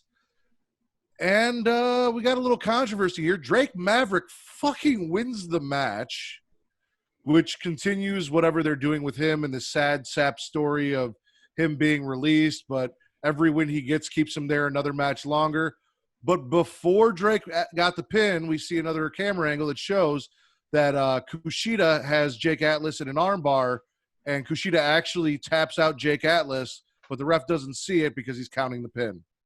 Go ahead, Travis. My other question, can the ref see Kushida's legs? I think he's looking at the shoulders, so maybe not. So, not Kushida. What the fuck is the dude's name? Jake Atlas. So, or Drake Maverick. 1 of 2. Anyway, not only was Travis gets his white people confused. So not only, Drake draped his arm over, to get the pin, right? Uh-huh. And everybody's so concerned with the fact that there was a tap out. But you forget that in order to perform the arm bar, your legs are also across the front of the person too. So he was also pinning him. Yeah, that'd be Kushida. And pinning him first, actually. So really even if the ref did count the 1, 2, 3, it's not because of the tap out that he won, it's because of the pin anyway. If you're counting the pin. That's a really good point I didn't even think of at all. Mm-hmm. They distracted you with the tap out. They don't get me, I see everything. Drake does then promise Kushida after the reveal that this happened that if he wins, Kushida is first in line to get a title match against Drake Maverick. I'm good with that. Do you think that's the exit plan for Drake Maverick? I really don't know how they're going to... He wins the tournament, and then he holds true to his word, puts the title on the line against Kushida, instantly loses it, and then out the door. Here's the thing. If I'm Kushida, this is a win for me anyway. It's just like, I still get the title. I'm fighting in this tournament to get a shot at the title. So it's like if I let him go ahead and go, I get another shot at the title anyway. So what do I have to lose? My thing is, if he wins the tournament and he gets the title, they've got to sign him to a contract. So it's not really an exit because they're not going to sign him to a match by – I guess they could and they could play that up, but I don't see them signing their interim champion to a match-by-match contract. They could. That could be a story for him. Like as long as you remain champion, you still got that belt on your shoulder or around your waist. Ever since Medusa showed up on WCW. Yeah. That's the risk you're on. Yeah. So. But Yeah, they no, can't let they him don't win, really can don't do they? that anymore because They can't let him win. And Bischoff actually said it like he'd never do it again anyway because the last time he did it he got sued. So it's just like we're not doing that anymore. So I doubt that AEW or anybody else would do it because they're not trying to feel that lawsuit, especially not against WWE now because the kind of power they got. Nah, you don't want that. And WWE's got the best lawyers since O.J. Simpson, so you really don't want to fuck around with that. I mean, yeah, they got themselves declared an essential business in Florida. So Mm-hmm. They got all wrestling declared that. They opened the door, man. Did you see the Johnny Gargano Invitational, Travis? I don't think so. Okay. Did you see any of like the dinner segment with Mia Yim and? Okay, so you saw that. So I probably did see the Gargano thing then. Okay, Yeah. so Johnny Gargano comes out and says that he's going to hold a invitational to allow young and upcoming talent to wrestle Yeah, I him. did see this. Yeah. They pull a name out of a hat, and it's Adrian Alanis, and he says Adrian Adonis at first. It's a squash match. I know RN and Vince were talking about it, and they were saying that this could go somewhere. This will be entertaining. Kind of like Kurt Angle was doing his invitational, and John Cena showed up, and they did that, and I can see that. But right now, it just looks like this is fuel for Johnny to squash people, to just do something until he gets in the ring with Keith Lee. But we get a very entertaining, in my opinion, parody segment from Keith Lee and Mia Yim where they're having dinner and they're mocking the Garganos and their dinner segments. Keith Lee doesn't really understand what's going on, and Mia Yim is kind of coaxing him along. And when she looks at the camera and it goes to black and white and changes her voice and starts talking, he's like, "Why are you doing that? Who are you talking to?" And she goes, "Just go along with it. Just take the microphone and look at the camera and do it." And gets him to do it. And then he asks her what they made for dinner. And she goes, "Oh, I'm like Candace. I just get takeout." And Tegan Knox shows up with the pizza from the Gargano family pizzeria. And she ate all the pizza on the way here, but 2 pieces. And then she said she's going to take one for the road. So there's only 1 slice left for him. Dude, I really enjoyed it. It was show. good shit. We got Giving Mia Yim some personality. a little bit of personality. Mia did get a little gangster there with the way she was talking. Put a little spice on it. I gotta say, I think her character needs a little bit more than just tough chick. Oh no, that's Tough chick why I'd like with you to get With her a to start hard talking upbringing. more. Yeah. But the Garganos aren't happy about this. We're going to get Keith Lee versus Johnny Gargano for the North American Championship at NXT in your house. I'm all for it. I'm excited. Yeah, man. Good to go. This is actually going to be the first takeover Travis has ever watched live, and solely because they called it in your house. Really? Yes. Mhm. Wow, man. The takeovers are notoriously some of the best wrestling pay-per-views of the year, regardless of brand. You have no idea how long I've been fighting this battle with this stubborn motherfucker to my left. Yeah, they have this weird thing too about their takeovers, that they have this inability to have a bad takeover. You just jinxed it. Yeah. Takeover in your house is going to be trash, and it's because Kyle came on here and said they can't have a bad one. There you go. You're welcome. I'm back to AEW. And I'll never watch another one. Did you see the Imperium promo talking about tag team titles? Negative. Did you see Shotzi Blackheart? Now you know Shotzi's not good enough for Hulu. Come on. Really, Travis? I don't know what to tell you, bro. Fuck Hulu. Did you see Charlotte and Chelsea Green versus Rhea and Io? You Now, really asked that? you know Charlotte is always good enough for Hulu. Yeah. So we got the team of Charlotte and Chelsea Green. They defeat Rhea and Io. Again, really good match. A lot of good spots here with miscommunication. Shotzi in the crowd on Raw? Yes. Okay. And I'm disappointed that they had her in the crowd and they didn't have her in the crowd in her tank, but that's a whole nother story. She was wearing a Becky Lynch shirt. Yeah, they did. It did look like everyone in the crowd got whatever leftover merch was sitting in the back, and they gave them all T-shirts because multiple people had the same shirt on. It was just like, oh, this is what we have. Go throw this on. Surprised they didn't give them Survivor Series Raw and SmackDown shirts. Yeah. Yeah. Charlotte during gets Raw, they're all wearing the red Raw shirts, and during SmackDown, they're all wearing the blue SmackDown Just so you know what show you're watching. Yeah, because you wouldn't know by the day of the week and the signs and the colors and everything. that is actually something they would do. Don't Exactly. Don't put that out there. That's what I'm saying. Please don't put that out there.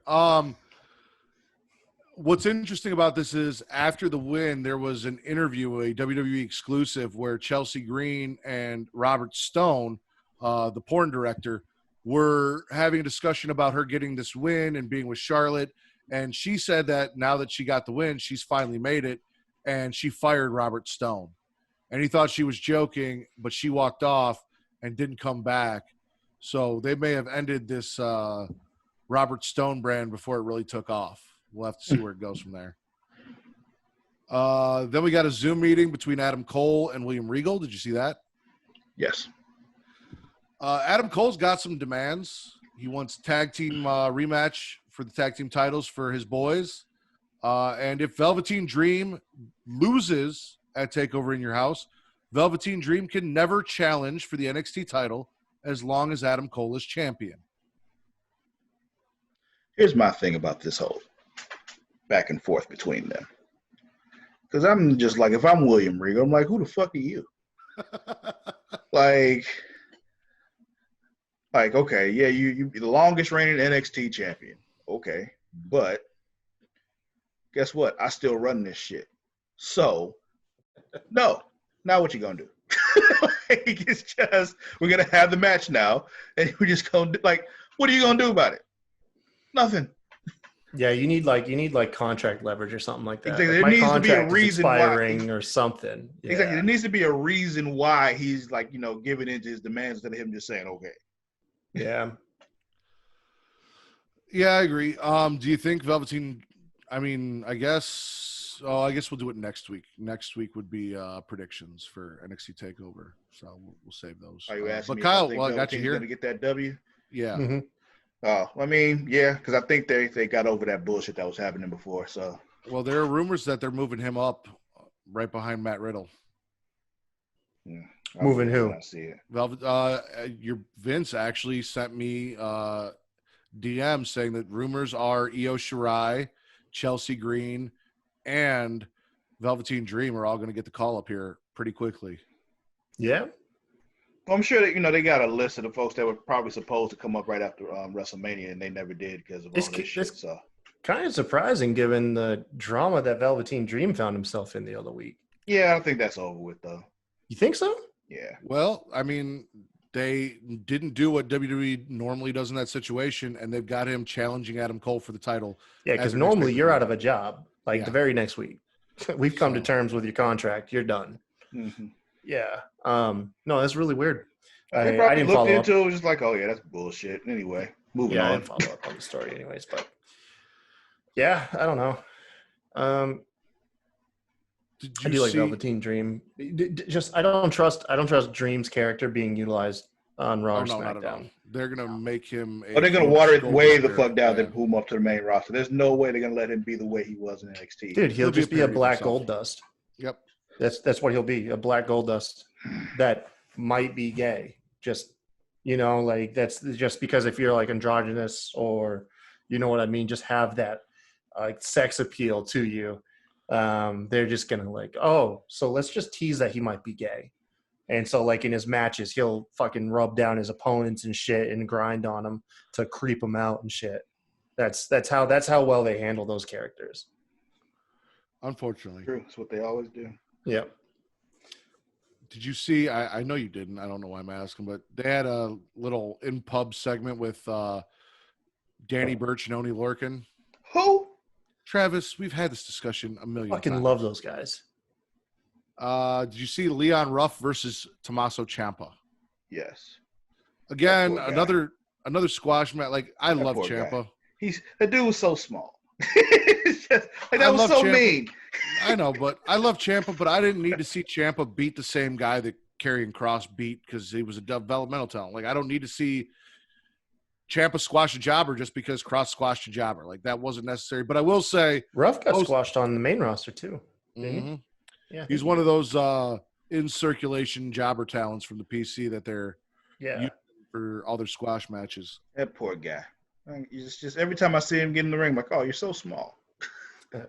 I will say this though, more Scarlett standing there staring on the ramp, doing anything, just more Scarlett, and great cross promo at the end addressing Tommaso Ciampa with the TikTok. I didn't know, WWE was affiliated with TikTok and that was the whole thing that they were doing, but that's great. The eyes and all that.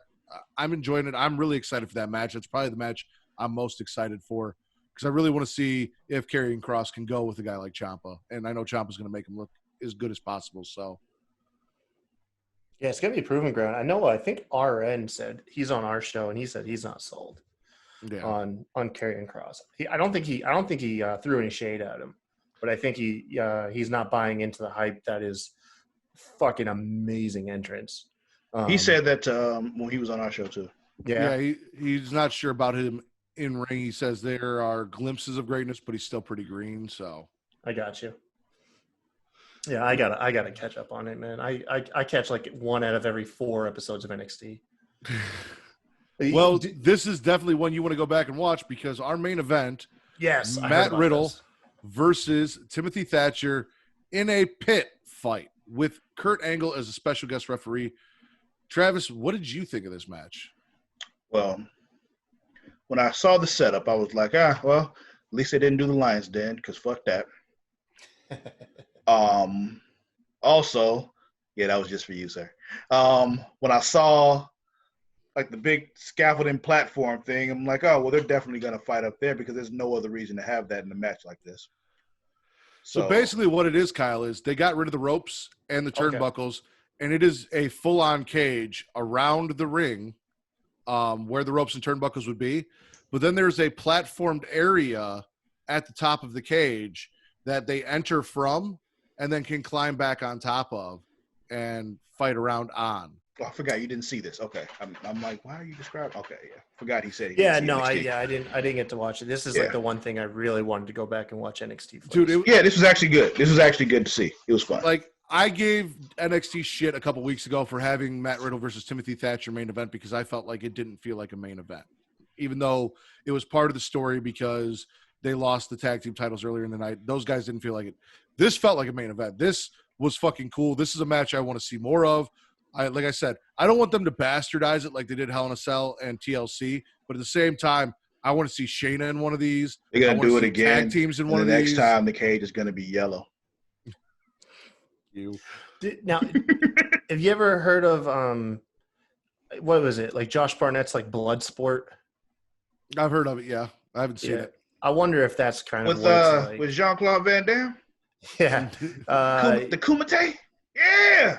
That's my shit. So from what I gather, Josh Barnett, former UFC heavyweight champion and also a pro wrestler, would hold events during like WrestleMania week called Bloodsport. And essentially they get the hardest shoot wrestlers and stiff working wrestlers, and they just work on a mat, no ropes, no turnbuckle, and it's supposed to blend essentially shoot fighting and MMA with pro wrestling, kind of like how I think Pancrase formed way back in the day. And so like how I've heard this described is like that, but with a cage. Yeah, it's kind of like what it struck me as. Well, I'll tell you what, they did start off very MMA-esque. I mean, Matt Riddle comes right off the ramp into the ring, punches Thatcher in the mouth. They're going at it. And within like the first 3 minutes of the match, Riddle knocks out 2 of Thatcher's teeth. Like legit, I believe legit knocks them out. You see Thatcher pick his teeth up off the mat and hand them to a ref. And he's like sticking his face against the fucking I saw the screenshot of that. With his mouth bleeding so that they can check his mouth for and the guy didn't have many teeth to begin with. So like they could have been false teeth. They could have been. I've got false teeth myself. I've had them knocked out. That fucking sucks. But come on, Matt. Like, the guy doesn't have many teeth already. Like, leave his grill alone. So that screenshot I saw, so that wasn't like a ref checking a cut. No, I was checking his mouth. Okay. Yeah, it was a cut in his mouth, basically from where his teeth got knocked out. Okay. Because like the way I interpreted that, because I'm if you guys weren't aware, I'm a huge MMA and UFC. Yeah, that's why I think it was a work because they did it like they were doing an Yeah, MMA fight, you know? because that's exactly what that picture struck me as. Yeah. Like, oh, that shit happens in UFC. They got to stop the fight, have a ref observe the cut. Is it good enough to let the fight keep going? No, I definitely want to see this. This might blend like two of my favorite things together. Oh yeah, no, the match is fucking amazing. Like I said, I can't wait for more. We get some regular. This coming from a dude that hates Matt Riddle. That's true. That's true.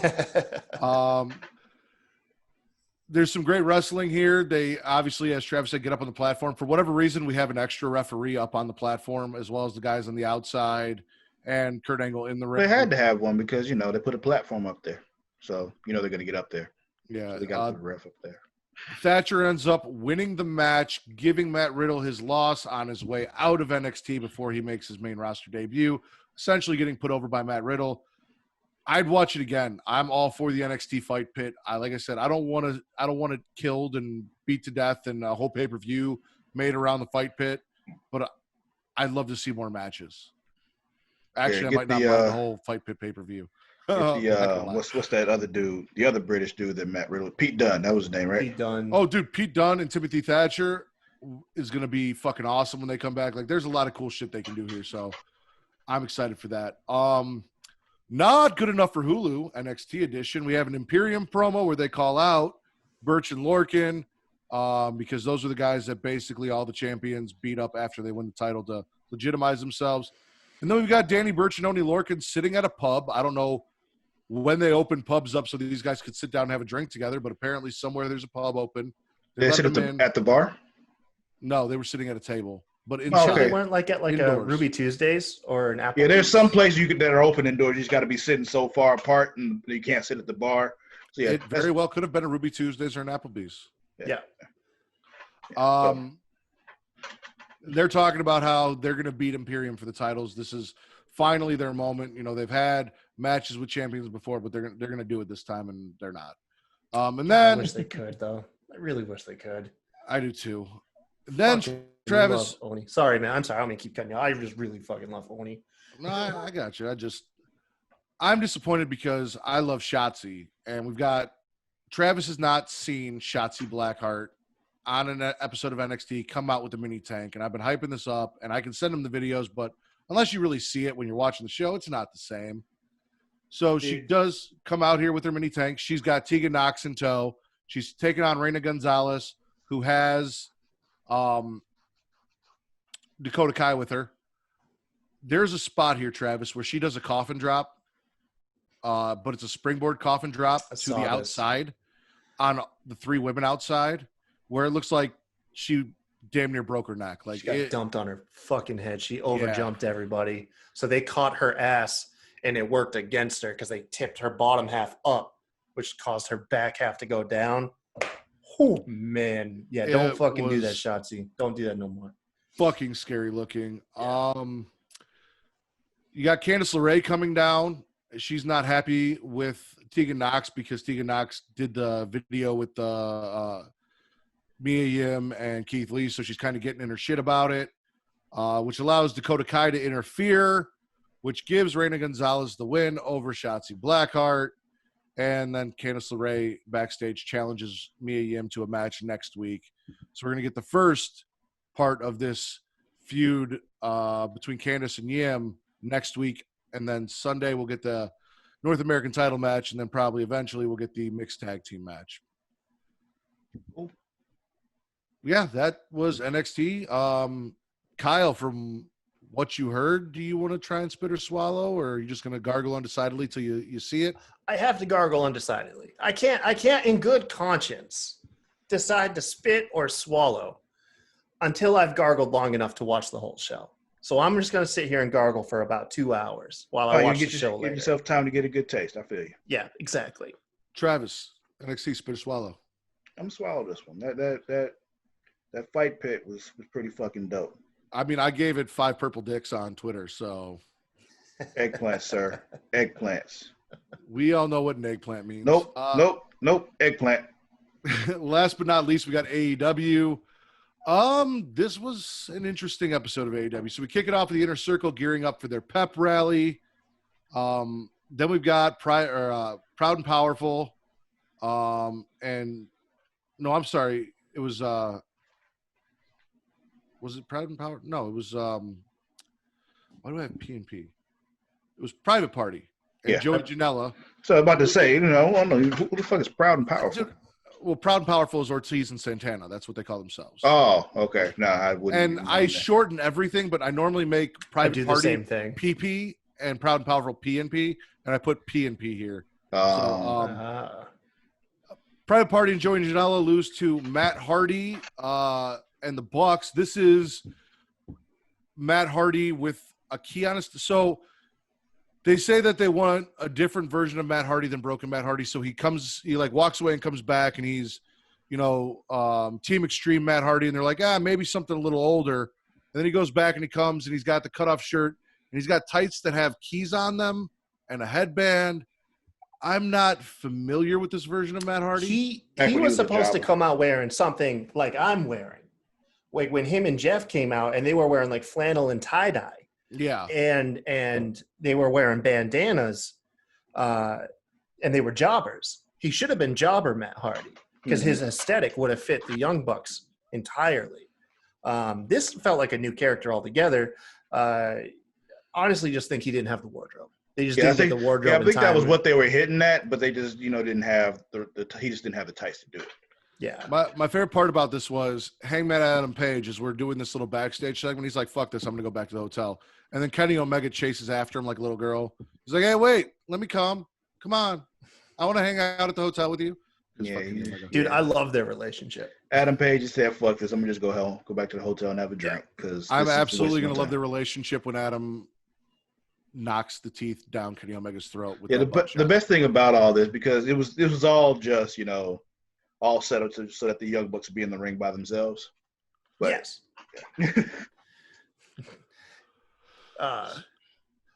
The match with Private Party. Even though Dustin was right there ringside and just let all that happen, but Mm-hmm. So yeah, we're not supposed to notice that though. We're supposed to forget that he's there. We got Matt Hardy and the Bucks going over Private Party and Joey Janela. It was a good match. It's a 6-man tag, an AEW 6-man tag. I like Private Party. I don't love Private Party. I personally, and call me a WWE mark or whatever you want, I personally like Street Profits better than Private Party. I see the appeal, but they're great in the ring, but the characters just don't do it for me. You like the Street Profits because they are objectively better. Have you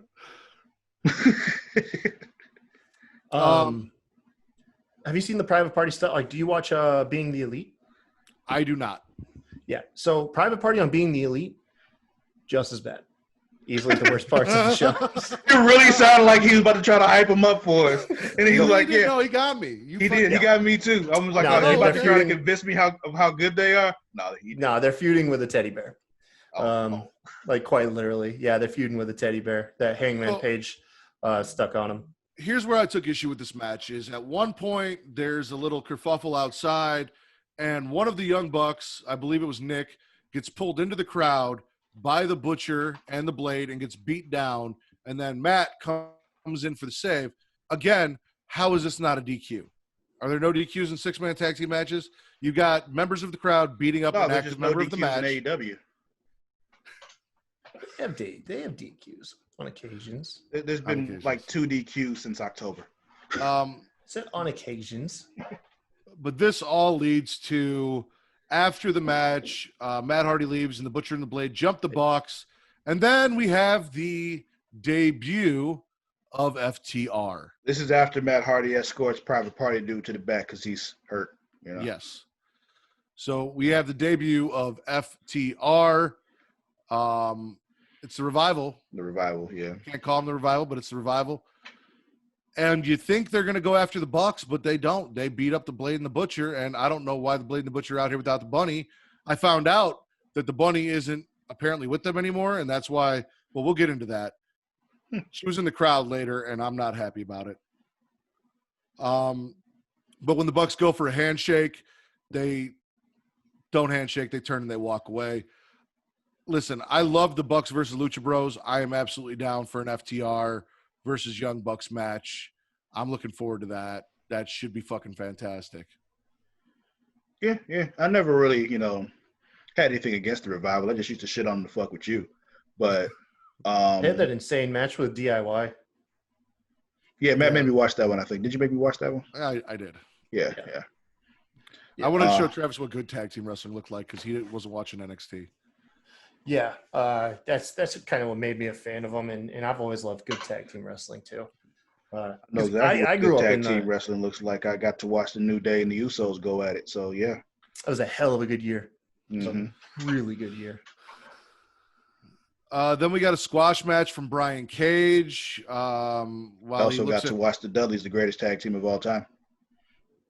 True. That's debatable. Nope, not. It's not. It's So not. We had an entire tournament about it, and they won. So yeah. So Kyle, what you got to realize is before I really got on Twitter, we have a Facebook page, and I used to do these tournaments kind of like this Brawl for All. Yeah. We're on the Facebook page, and Travis has picked two of the winners of the tournament, the greatest faction of all time and the greatest tag team of all time. And because it was determined on a Facebook page, Travis now states that that is the end-all, be-all criteria for factual content. Yeah. So because in the group, the NWO was the greatest faction of all time. They are. It's undisputed. And because the Dudley Boys won that tag team tournament, in Travis's mind, undisputable greatest tag team. Because they are. Okay.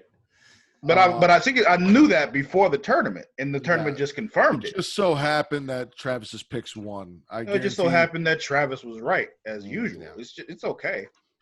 It's okay for you to admit that I was right, Matt. It's okay. Brian Cage is out here with Taz for squash match while Moxley is looking on from commentary. Can we talk about Brian Cage for a second?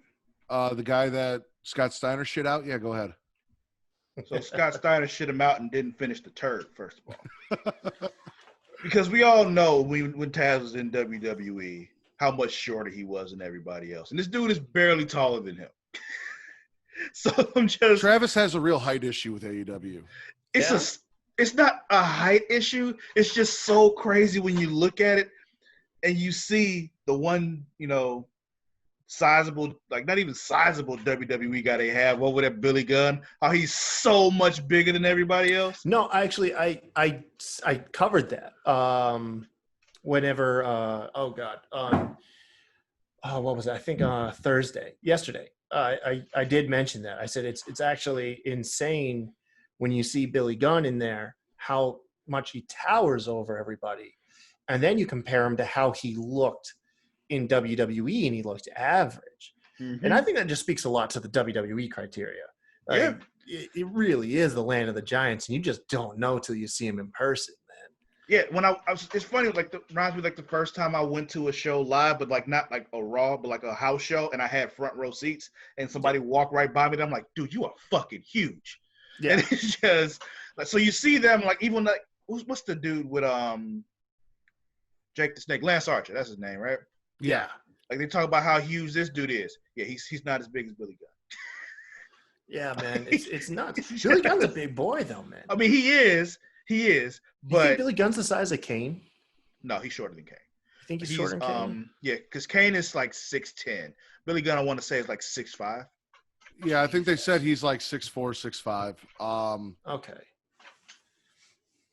Anyway. I've been saying that Luchasaurus strikes me as the size of Kane, but then again, you don't have him standing next to Kane. Yeah, he's not. He's just big for AEW. That's the thing. Yeah.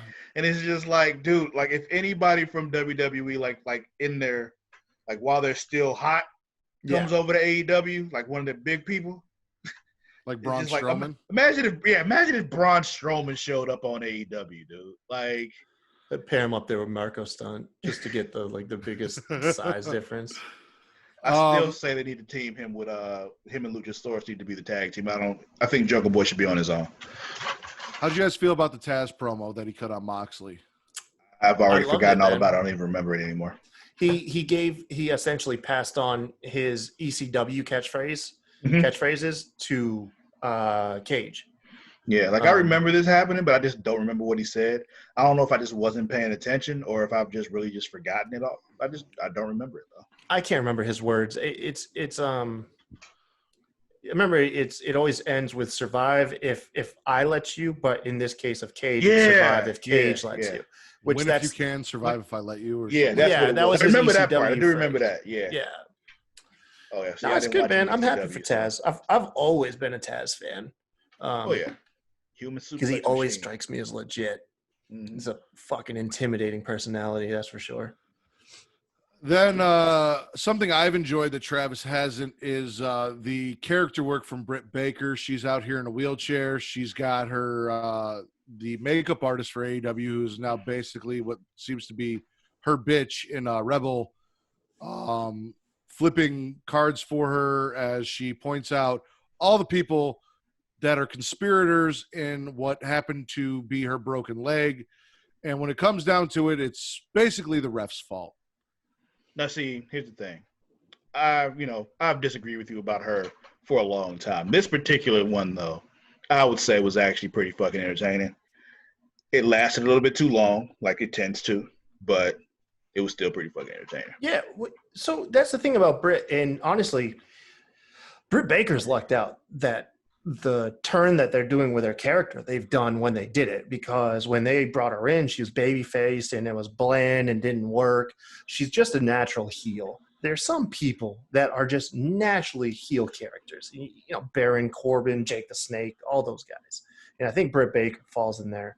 And luckily, her character work over the last couple months, especially when she's ragging on Tony Schiavone, has really been a strength of hers. And the in-ring has kind of taken a step back, with the exception of that fucking awesome mandible claw. So even with her getting injured, they can still rely on that character work, those pre-tape promos. She can remain a presence. She can remain entertaining. And this was a nice little angle with conspiracy theory. It's Aubrey Edwards is behind it. So she kind of lucked out. She really kind of lucked out the direction they took her in before she got injured. I agree. And I kind of like that she's got a broken leg, because I don't like her in the ring at all. So keep her in a wheelchair. Let her do that character work. Then we got an interview with Chris Jericho where he's talking about, we lost, pep rally, blah, blah, blah. Orange Cassidy stumbles into the frame. They notice him. They're not happy. This does not spell good news for our boy Orange Cassidy later in the night. You missed the joke earlier, man. You missed the joke that they With the bought a shirts. truck's worth of T-shirts for the Stadium Stampede winners. They're the Stadium Stampede Championship T-shirts. Oh, yeah, because they got a good deal, and they had the truckload, and they opened it up, and it's full of boxes. It's full, because they were like, oh, thank God we only have like these 3 or 4 boxes. Yeah. And they're like, actually, and it's an entire like moving truck's worth of T-shirts. That was good. Yeah. Then we got Hikaru Shida versus Christy Janes. I don't know who Christy Janes is, but she did not get squashed by Hikaru Shida in any way, shape, or form. No. She I held her own. Yeah, I enjoyed her. This is often a criticism a lot of people have for AEW, is that matches that should be squash matches still wind up competitive, and they say it hurts the star. And I beg to differ most of the time. I think it helps build up the smaller talent, show glimpses of, like. Well, what they AEW is could be. still relatively new, so it's just like you're still trying to figure out what everybody can do, So let them have the good matches. You see what they got, and then you figure out, maybe I do want to use this person a little bit more. Maybe I want to use this person a little bit less. It's still finding their feet. While I agree with you guys, my thing is, this is your champion. This isn't Chris Statlander or Britt Baker or Riho or Nyla. This is your champion, and this is a person I don't even know. This is the first I've seen of her. Maybe she's been on Dark or something, but this is the I think first she I've had seen one of her. other match, which she also lost. So yeah, but you know her now. I don't know if she's signed or not. Why is she almost beating your champion? I would put Big Because you know her Swole now. in this spot, or someone that's established to be competitive against your champion, because it's your champion, personally. Right. So, and that's like I said, the criticism I've been seeing, and it's hard to determine. I see both sides of the fence. One argument is you're helping build up other people to make them look more credible. The other end is, they shouldn't even be in the same league. There's levels to this. And it should be like somebody like in the NFL dropping down into like someone's damn summer league You know what I mean? It should just run through them. Well, they do tell us this is going to be a sports presentation. And honestly, I feel like AEW has been much more sports entertainment than it has been sports, but that's neither here nor there. They told us it's a sports presentation. They gave us these rankings, yet they don't seem to mean anything, and they're not going by them, and they've got them, but they ignore them. And, now you've got people, like I said, Christy Janes, who's not ranked at all, damn near beating your champion on I don't know, TV. maybe it doesn't bother me as much just because, I don't give as much of a shit about AEW. Like, I still don't know who half of them are anyway. So it was just like, oh, okay. When I watched the match, like literally that's what I said when I was watching the match. Like, oh, okay. We got a Cody promo. I mean, Cody, great babyface, always cuts a great promo. It really wasn't important though. It was basically him saying he's going to do an open challenge and he's going to do for the TNT title what they tried to do for the US title in WWE. What's important here is Allie is in the crowd talking up QT Marshall. Marshall shooting his shot, man. The fuck do we keep using QT Marshall? What do they see in QT Marshall? Whose dick is this man sucking that he got to ride Dustin's coattails and he gets all this shit? And now, instead of giving me the bunny with the Butcher and Blade, we've got Allie flirting with him in red dresses and distracting him from Cody's promo. Like, yeah, man, do it up, man. And I'm glad. I'm here for it, bro. fuck Get QT Bunny. Marshall. Get Bunny out of that faction and get Blade out, and then let Butcher shine. Get Bunny and Blade just away from Butcher. Is Allie the bunny? Yeah. Yes. Oh, see, you got to tell me these things. Yeah, Allie. Didn't I just get through telling you I don't know who half of these people are anyway? You did. She wasn't dressed as the bunny. She's out there without the ears and the leather. Right. She's in a red dress. She's flirting with that douchebag QT Marshall and his fucking Apple, and I don't understand why we're wasting time on this guy. But, hey, it's their company. They can do whatever the fuck they want, I guess. Then we got Jimmy Havoc and Kip Sabian defeating your former tag team champions, SCU. Oh, wait. The open challenge thing. Yeah. Yeah. Why is it that every time they do something like this, they act like nobody's ever done it before? Well, Cody actually didn't cut a bad promo. I don't mean to disagree with you. Oh, the promo, Matt. The promo was actually very, very good. No, I said it was a great promo, and he always does. It just wasn't important. Oh, okay. Because to me, the important thing was they were wasting Allie on QT Marshall. And I got you now. Okay. My thing was the fact when he brought up the whole open challenge thing. Every time somebody in any organization does an open challenge little run gimmick thing, they act like nobody's ever done it before. I think they know just the level of excitement because people are still remembering John Cena's, and that was one of the best. If this is the TNT title, that means it's like, I see this as, like the TV title was in WCW. Yep. And now it's pretty much defended every week anyway. So it's the same shit. It's what I expected from it. You know what I'm saying? Yeah, but I mean, you still want that official announcement. You got to make it at some point.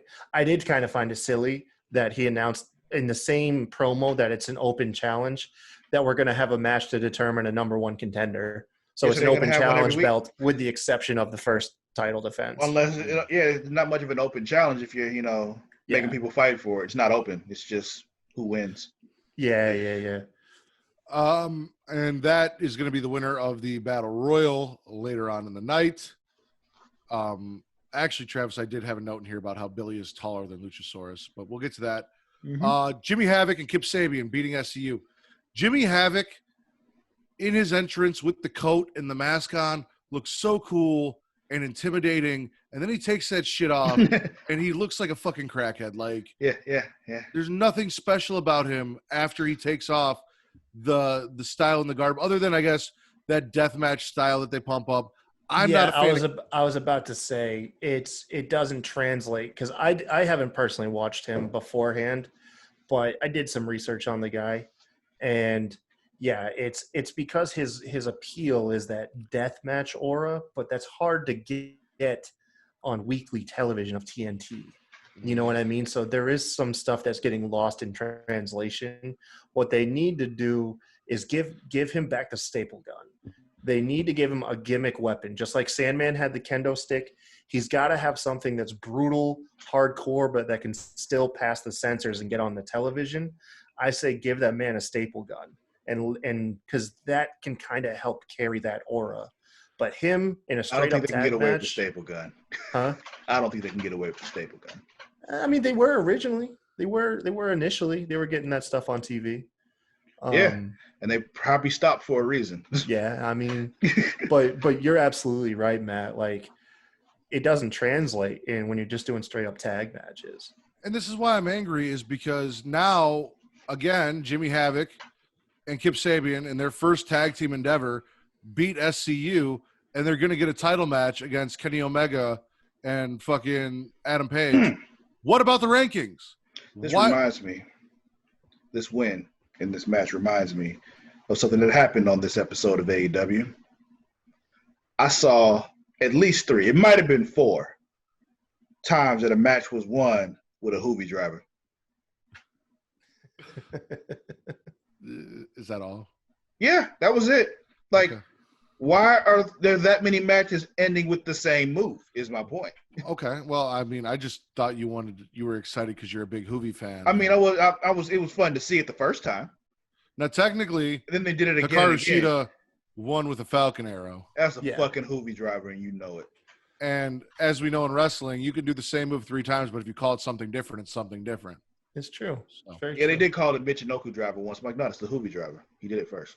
I'm not a fan of this win here. I don't like them going over SCU. I don't like them jumping, the fucking It rankings. is weird how, because this isn't the first time that AEW has set up number 1 contenders for a pay-per-view, but then immediately made number 1 contenders for prior to the pay-per-view. It is kind of awkward. It's unorthodox how you treat title matches like that. I'll give them that criticism. I'll give them that. You need to figure out how your ranking systems work, and then once you figure it out, you need to let us know so we can follow. See, I disagree.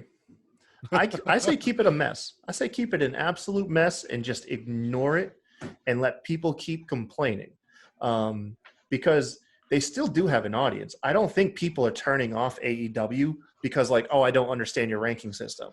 I really don't think people are coming over for that. I think they come over for the overall feel of the presentation, the characters that they have, the fact that they don't take themselves quite as seriously for the most part. So I think them having a And fucked they up do have ranking a system, giant luchador dinosaur. don't ditch that, because I use that to troll the shit out of everybody else on my podcast that I love their ranking system. So please don't ditch that, because then you're taking away one of my troll tools. Okay. I respect the troll tools. I respect the petty, so I'll give you that. Yeah. They also just need to figure out what their rules are. What gets a disqualification? Yeah, I'll give you that. Even Chris Jericho blew up behind the scenes about that shit too. He pulled the refs aside, like, we got to get this stuff squared up. We also have this MJF and Wardlow promo before the Battle Royal, kind of hinting that maybe Wardlow isn't happy with the way that MJF treats him. And obviously MJF kind of, gets in his face and then backs down because I was just kidding, buddy. I was just kidding. Wrath. Yeah. He's a lot bigger than him. Yeah. So yeah. I do love like what you said earlier, man. He is one of those guys that looks huge, but that's by comparison. And then you get him in there against someone who else is really huge. You're like, oh, he's just like a jacked up average guy. Well, Mhm. Billy Gunn comes out of the crowd. He's in this Battle Royal, and he's taller than everybody, including Luchasaurus. Yep. And I'm with you. I thought Luchasaurus was Kane size. I looked at Luchasaurus as the Kane of AEW, but then here comes Billy Gunn, and he's taller than fucking Luchasaurus. Like, it's Jesus. insane. Orange Cassidy gets jumped by Proud and Powerful, P&P, Ortiz and Santana for Travis because he forgets. Before the Battle Royal starts, but comes back at the end to help with the elimination of MJF and Wardlow. Unfortunately, my boy Orange Cassidy loses to Jungle Boy. Jungle That's Boy disappointing. is now going to take on Cody for that TNT title, which should be a good match, but He'll I'm all lose. about Cassidy. I'm all about that freshly squeezed orange. Yeah. But If this is you're gonna one of those things, yeah, Orange Cassidy's going to get that match, but he's going to lose. So it's just, and that's sad. The difference is if Orange Cassidy gets that match and he loses, nobody cares.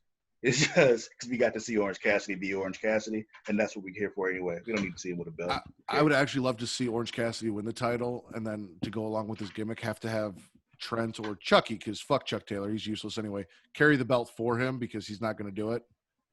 Yeah, you can't have him like just dragging it across the floor. You can't have that shit. Yeah, have somebody else carry it. That would make sense. Just, Yeah.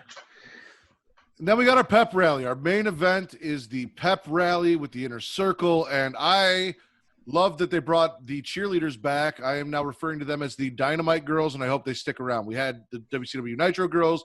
Now we got the AEW Dynamite Girls, and they are the Jacksonville Jaguar cheerleaders. There we go. led by Led by the Kimberly Page of AEW, Vicky Guerrero. exactly. Hell yes. I hated that she came out and said, "Are you kidding me?" Oh, because she can't say excuse me. She can't say "excuse me" because "are you kidding me" doesn't even make sense in that situation. So it was just. I'm with you on that.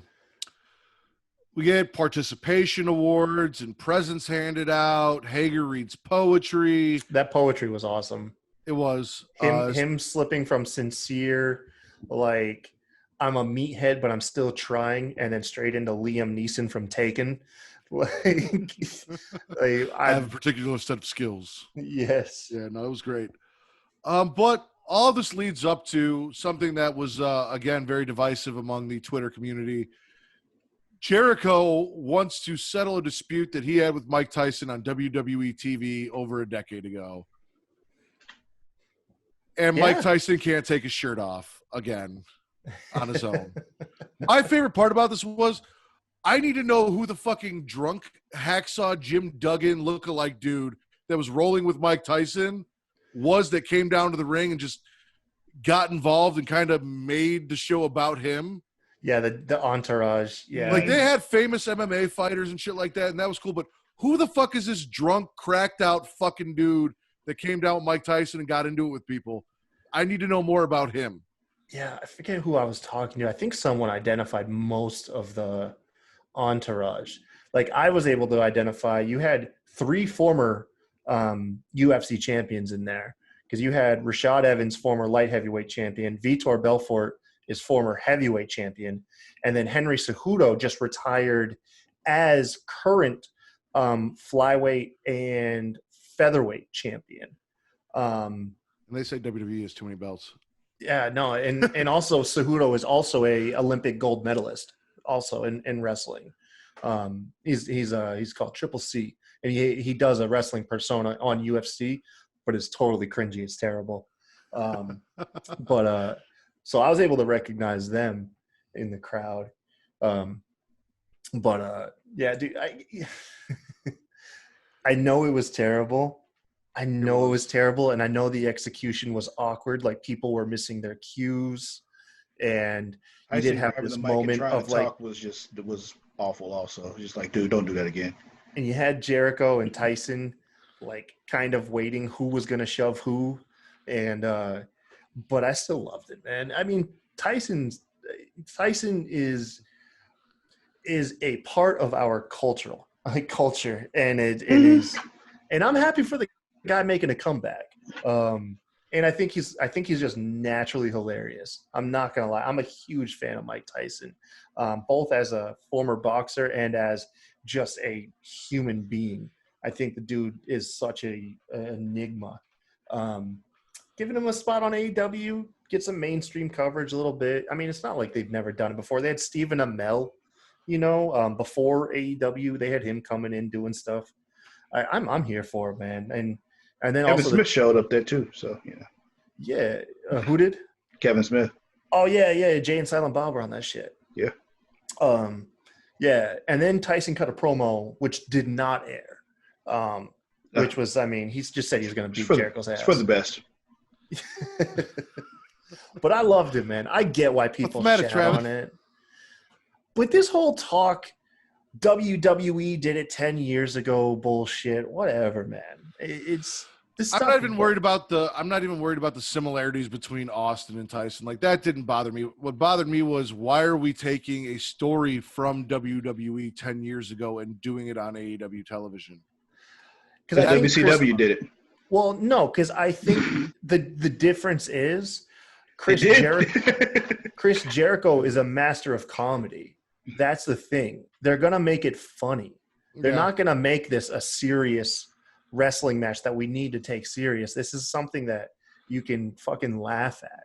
You know Which what is I why mean? I said AEW has been very much sports entertainment as to Yeah. sports presentation. No, I got you. I classify them more as a variety show.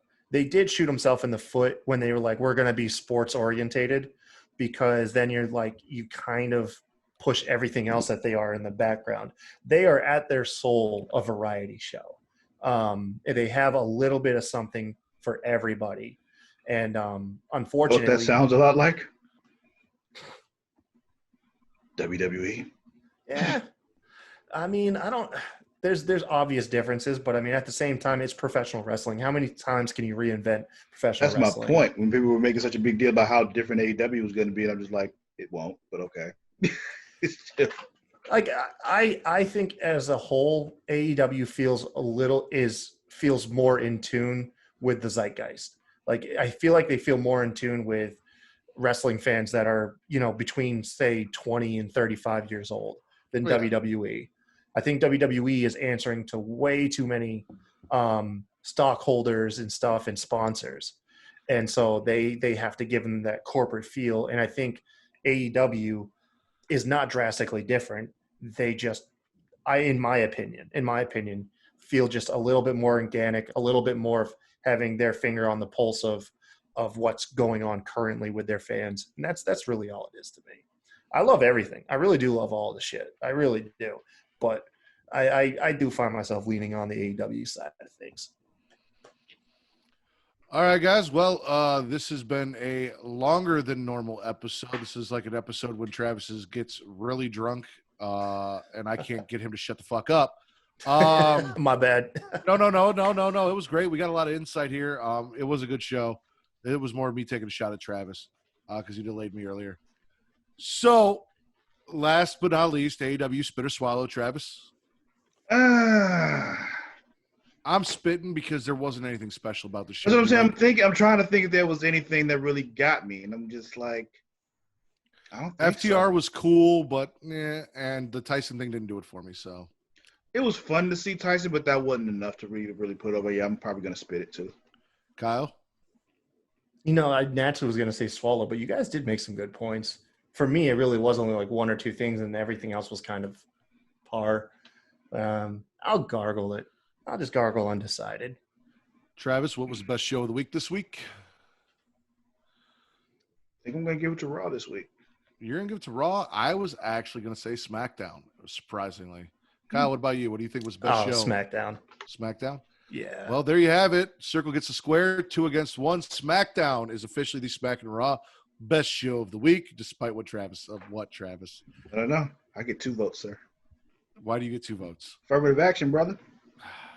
So it's tied. Yep. Raw and SmackDown were both the best shows of the week. Yep. Okay. Kyle, please let everyone know where they can find you, your podcast, what you're on, plug whatever you need to plug. All right, man. Hey, listen, I feel so silly because it's such a similar name to yours. The Smacked Raw podcast is the official recap show of WrestlingNewsWorld.com. So head over to the website, check it out, man. That's where you can get all your news, recaps, interviews, hot takes. We're also on youtube.com/Smacked Raw podcast and pretty much everywhere else podcasts can be found. One thing that makes us special is we're a crew of 7 people. Just like I said, AEW, I think, is a variety show. That's kind of what we've built over on the Smacked Raw podcast. There's a whole collection of hosts. I'm kind of like the dad vibes guy, but we have an actual independent wrestler, Jay Thunder, on there. You have Vince and RN, who are super opinionated, all about NXT. Rob and Kevin, super lighthearted, funny guys on AEW. And then Sebastian is like our wrestling historian. He's like an encyclopedia. That dude has so much wrestling knowledge locked up there. You could have conversations with him for hours. And a So, hell of an accent. So he's there, Phil. And a hell of an accent. Yeah, dude. Yo, he's AJ Styles for sure. So how about we I- get him and Phil in a room and let them just start going back and forth and see who wins? We could do that. Yeah, it'd be good, man. It's really good. But yeah, check us out, man. Please check us out. But really, yeah, that's it, man. Thank you guys for having me. Thank you for coming on, and thank you for having me on and building this relationship between the two podcasts. I do appreciate that. And as you guys know, if you guys are listening to us and you listen to us every week, or you're a new listener for whatever reason, you guys can find me on Twitter at Matt Ritter. That is at MATTRIDDER. Travis on Twitter and Instagram at Sir Cussalott. That is at SIR_CUSSALOTT. We are on Facebook at facebook.com/groups/Smackin It Raw. And you guys can find all of the Creation World content, which is this beautiful little network that Travis himself has created and allowed me to be a part of, at facebook.com/Creation World. You will get our podcast, the Super Flash Arrow podcast. You can find past podcasts for hashtag Them Thrones or Wild Wild Westworld, which did not continue this year, but they do have the first, 1-2 seasons of it? Well, we did a recap at the end of the first season and then Okay. the entire second season. We didn't do the third season because John and Mara suck.